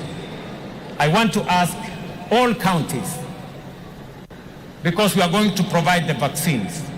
Under this program, more than 22 million cattle will be vaccinated against foot and mouth disease, while 50 million goats will be vaccinated through a collaborative nationwide exercise undertaken by government, partners, and our counties. Ladies and gentlemen, The government will provide vaccines and facilitate vaccination, while county governments will provide the logistical support and human resource. 1,500 veterinary surgeons and 6,000 animal health assistants will provide health and husbandry services to our farmers in a collaborative effort between the national and the county government. To facilitate the holistic development of the livestock sector and anchor all our value chains in a sustainable strategic platform, the government is implementing several policies and legislative reforms and improvements to transform the livestock sector, guide training institutions, and provide a predictable environment to attract investment across all these sectors. These frameworks include the veterinary policy, livestock bill, livestock master plan, food safety policy, and food safety coordination bill. All these are at various stages of consideration by Cabinet and Parliament. To guarantee sustainable availability of well-trained, highly skilled, and knowledgeable workforce needed by the sector, 1,700 students were enrolled in various livestock training institutions in 2023 to study animal health and husbandry, leather technology, dairy technology, and meat inspection. Similarly, our support for productivity in the livestock sector extends to fisheries, aquaculture, and the blue economy. We have established 11 new landing sites in the coastal region and financed the operation of pit management units in Shimoni and Liwatoni, which have been equipped with commercial fishing boats. We have done the same in the Lake Victoria region, where 11 fish landing sites have been established at various points on the shores of Lake Victoria, and beach management units set up and equipped with fishing boats. In addition, we are setting up 2 hatcheries, one in Kabonyo to restore Lake Victoria and another in Shimoni to serve the Indian Ocean. Agriculture, ladies and gentlemen, is the engine of our economy. It strongly complements manufacturing, export trade, and the micro, small, and medium enterprises, and directly supports our health agenda. The bottom-up economic transformation of Kenya requires us to mobilize with urgency and pursue intentional undertakings to catalyze and sustain a revolution in our shambas that will reverberate in our urban areas, towns, and cities. To accomplish this, we have committed to implement strong interventions on 3 different points, all aimed at promoting a robust bottom-up economic resurgence. As already discussed, we have made a defining choice with our commitment to discontinue wasteful consumption subsidies and instead invest in supporting production. The second fundamental intervention was to enhance national revenue mobilization, engaging more eligible taxpayers and ensuring that due revenues are collected. It is critical to emphasize that the resolve to reinvigorate tax revenue mobilization was accompanied by an implicit and explicit undertaking that the government would not compromise on its responsibility to steward public resources with utmost prudence, transparency, and accountability. This commitment, fellow Kenyans, is irrevocable. We must live within our means by raising our own revenue and spending it carefully and wisely. Every officer in the public service, starting with me, shall be held to full account for all resources under their authority. The third critical strategic decision was to invest intensively in agriculture and food security, together with other pillars of our bottom-up economic transformation agenda, in order to stimulate growth in the productivity of our farmlands and rural economies. But having done so, it is necessary for us to enhance market access for our produce and products locally, regionally, and internationally. To enhance access to credit by farmers in the next financial year, we are allocating Kenya shillings 1 billion to the Agricultural Finance Corporation to provide affordable credit to farmers. Additionally, we are collaborating with the Afrexim Bank to provide another Kenya shillings 15 billion to AFC to support increased lending to our farmers in all the sectors that we are engaged in. The Indian Exim Bank will also support AFC to enhance our agricultural mechanization agenda, providing farm inputs to farmers at low rates and making sure that we use appropriate mechanization mechanisms. I want the people of Kenya to understand that our advocacy of integration is part of our traditional commitment to regional cohesion and solidarity. The Pan-African imperative and the expansion of market access and linkages with the trade investment counterparts for our producers beyond our borders is absolutely necessary. I stand here, therefore, to urge our farmers and other agriculture sector entrepreneurs to work with renewed confidence, with the assurance that the fruits of their labor will meet demand in Kenya, East Africa, common markets of Eastern and Southern Africa, and the Africa Continental Free Trade Area. Further abroad, we have secured quota-free and duty-free access to the 27-country European market for produce exports from Kenya farmers under the Economic Partnership Agreement signed between Kenya and the EU and recently ratified by Kenya, and 2 days ago ratified by the European Parliament. I also wish to report that during my recent visit to the US, we negotiated the renewal of the African Growth and Opportunities Act, an instrument which has enhanced access to the US market for African exports and catalyzed the rapid growth of Kenyan exports, especially in the textile and apparel sector. My call similarly applies to Kenyans from all walks of life.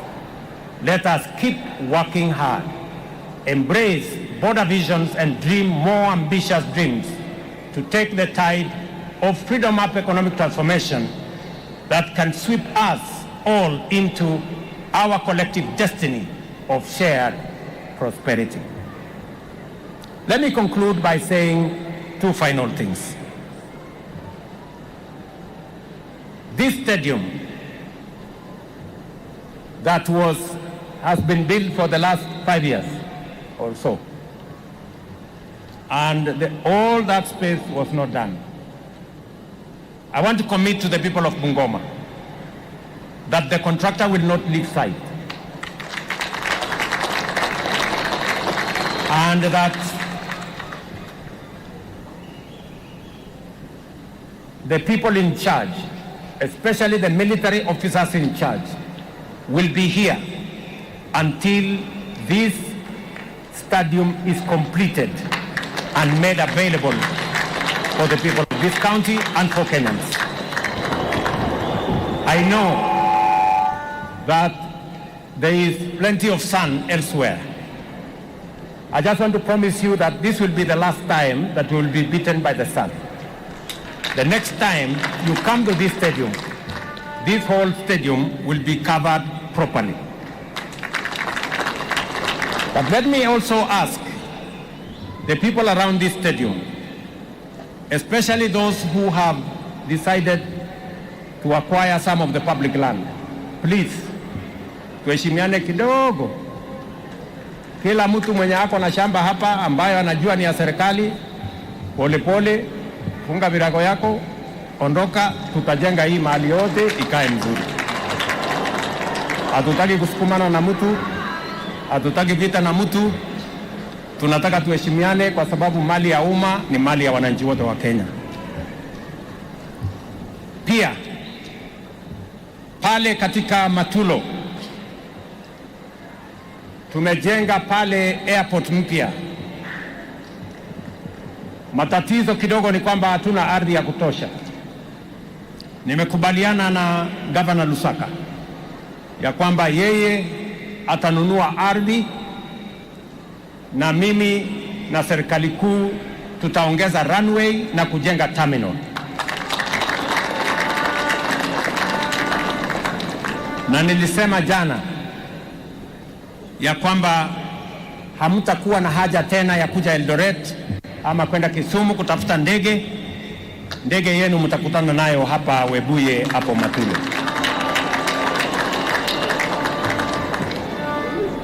Lakini wale mko na date kule Eldoret ama kule Kisumu mnaweza kuja, lakini ndege mtapata hapa. Ya tatu, mumesikia vile nimesema kuhusu mambo ya kilimo ya sukari ama ya miwa. Kuna jamaa moja hapa amesema tumefurahi mambo ya miwa, ndio tumekuita mheshimiwa. Hiyo ni sawa, lakini mambo ya miwa tumeshakamilisha maneno ya Mumias. Sasa Mumias tuko na taratibu ya sawasawa ya leasing pale Mumias, hapa Nzoia, kule Soni, kule Miwani, kule Chemelil, kule Muhoroni.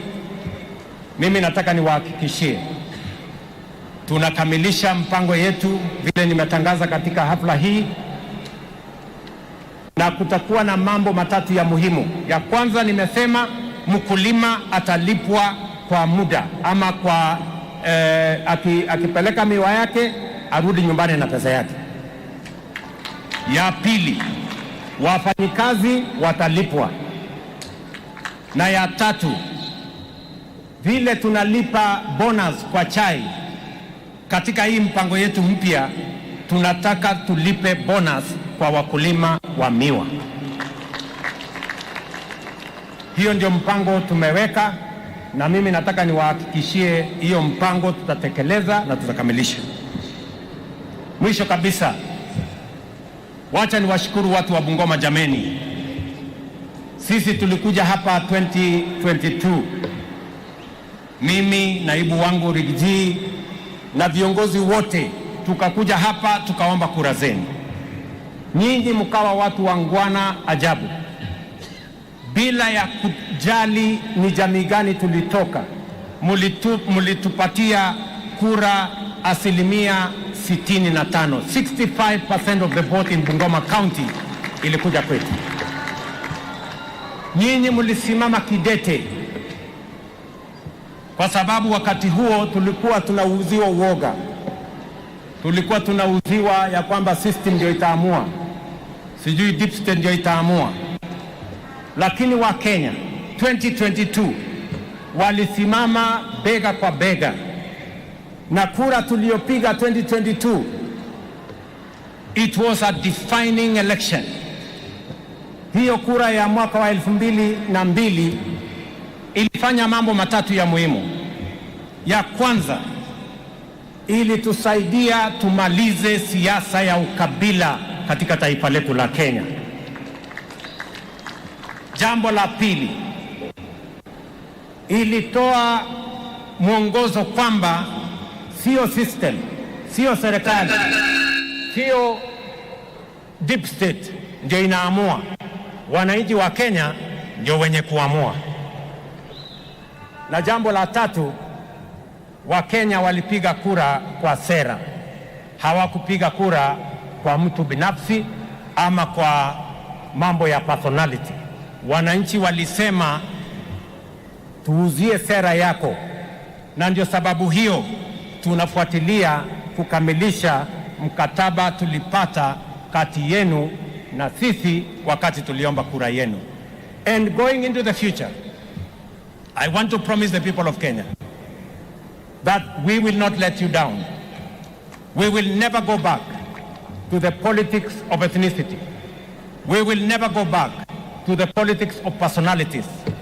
We will never go back to the politics that people are not in the center. I want to assure you that we will work hard to make sure that our politics is focused on an agenda of developing Kenya. That we are going to make sure that we deal with the challenge of corruption, wasteful spending, and unnecessary use of public resources. We are going to ensure that we drive the agenda of Kenya in a manner that will benefit all regions and every part and every Kenyan the same way. Mimi nataka niwahakikishie ndugu zangu wa Kenya, siasa ya ukabila tutazika katika kaburi la sahau. Siasa ya mambo ya wizi, tutakabiliana na wale wote ambao wanatumia pesa ya umma kwa njia isiyofaa ama njia ya ufisadi, na tutahakikisha ya kwamba tunaunganisha taifa letu la Kenya. Kila Mkenya mahali popote alipo ajivunie ya kwamba taifa hii ni taifa letu. I promise not to let you down. This administration will not let you down. We are going to work together. We are going to build a huge collaboration of all sectors so that we can transform our country and make Kenya a great, respected, prosperous country that we all love. Watu wa Bungoma, wacha mimi nichukue nafasi hii niwashukuru tena, niwaambia asante sana kwa kutukaribisha hapa Bungoma. Bado tuko area, tutakuwa hapa kesho. Mkituchunga vizuri tutakuwa hapa kesho kutwa. Mkituangalia vizuri pengine tutakuwa hapa wiki mzima. Sasa bidii ni yenu. So Bungoma, asanteni sana. Tunawapenda sana. Mungu awabariki. Nyasaye mulinde. God bless you and God bless our great country Kenya. Thank you very much. Asanteni kwa heshima. Naomba sote tusimame kwa wimbo wa taifa na wimbo wa Jumuiya ya Afrika Mashariki.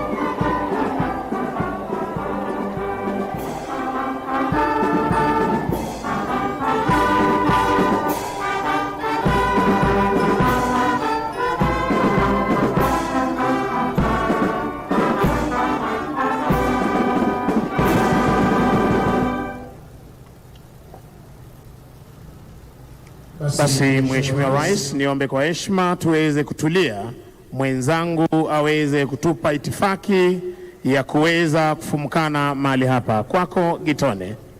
Asante sana. Nitaomba tuweze kumkubalia Mheshimiwa Rais pamoja na mama taifa waweze kuondoka. Wale wengine tafadhali viongozi tutulie jukwani ili tuweze kuheshimu itifaki ya kuondoka. The exit procedure. Nafasi hii msafara wa Mheshimiwa Rais Daktari William Ruto pamoja na mama taifa akisindikishwa na mkuu wa majeshi ya ulinzi, nitaomba ukubaliwe kuondoka. Shukran Mheshimiwa Rais kwa kuwa nasi siku ya leo na ujumbe ambao umetupa katika sherehe makala ya 61 sherehe ya madaraka. Nitambue kuondoka kwa Mheshimiwa Rais Daktari William Samoei Ruto pamoja na mama taifa, nikiomba utulivu kwa viongozi wote. Tutaweza kuondoka kwa itifaki iliyozingatiwa, kwa hivyo tuwe tu watulivu. I will seek the indulgence of all the high commissioners and ambassadors to remain. They will be escorted. Wakati huu wananchi anaondoka Mheshimiwa Rais, Mheshimiwa Daktari William Ruto na mama Rachel Ruto.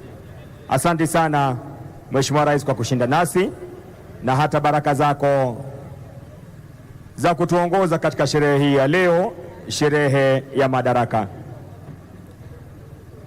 Atafuata sasa kuondoka ni msafara wa Mheshimiwa Naibu wa Rais, Mheshimiwa Rigathi Gachagua na Pastor Dorcas Rigathi. Baada ya msafara wa Mheshimiwa Rais kuondoka, anaondoka sasa Naibu wa Rais Mheshimiwa Rigathi Gachagua na Mheshimiwa Pastor Dorcas Rigathi. Nitaomba msafara wa magari za speakers wetu, Spika wa Bunge la Kitaifa na Bunge la Seneti vilevile yaweze kupangwa ili baada ya mkuu wa mawaziri Mheshimiwa Musalia Mudavadi kuondoka, vilevile maspika wetu waweze kuondoka. Baada ya Mheshimiwa Naibu wa Rais kuondoka, atafuata msafara wa mkuu wa mawaziri Mheshimiwa Musalia Mudavadi. Na kama nilivyoomba viongozi wawe watulivu, nitawaelekeza kadri ya kuondoka.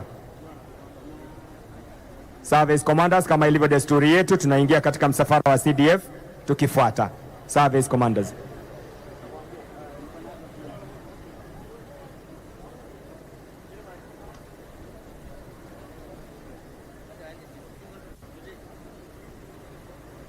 Mawaziri wetu sasa wanaondoka wakiongozwa na waziri wetu wa masuala ya ndani, waziri wetu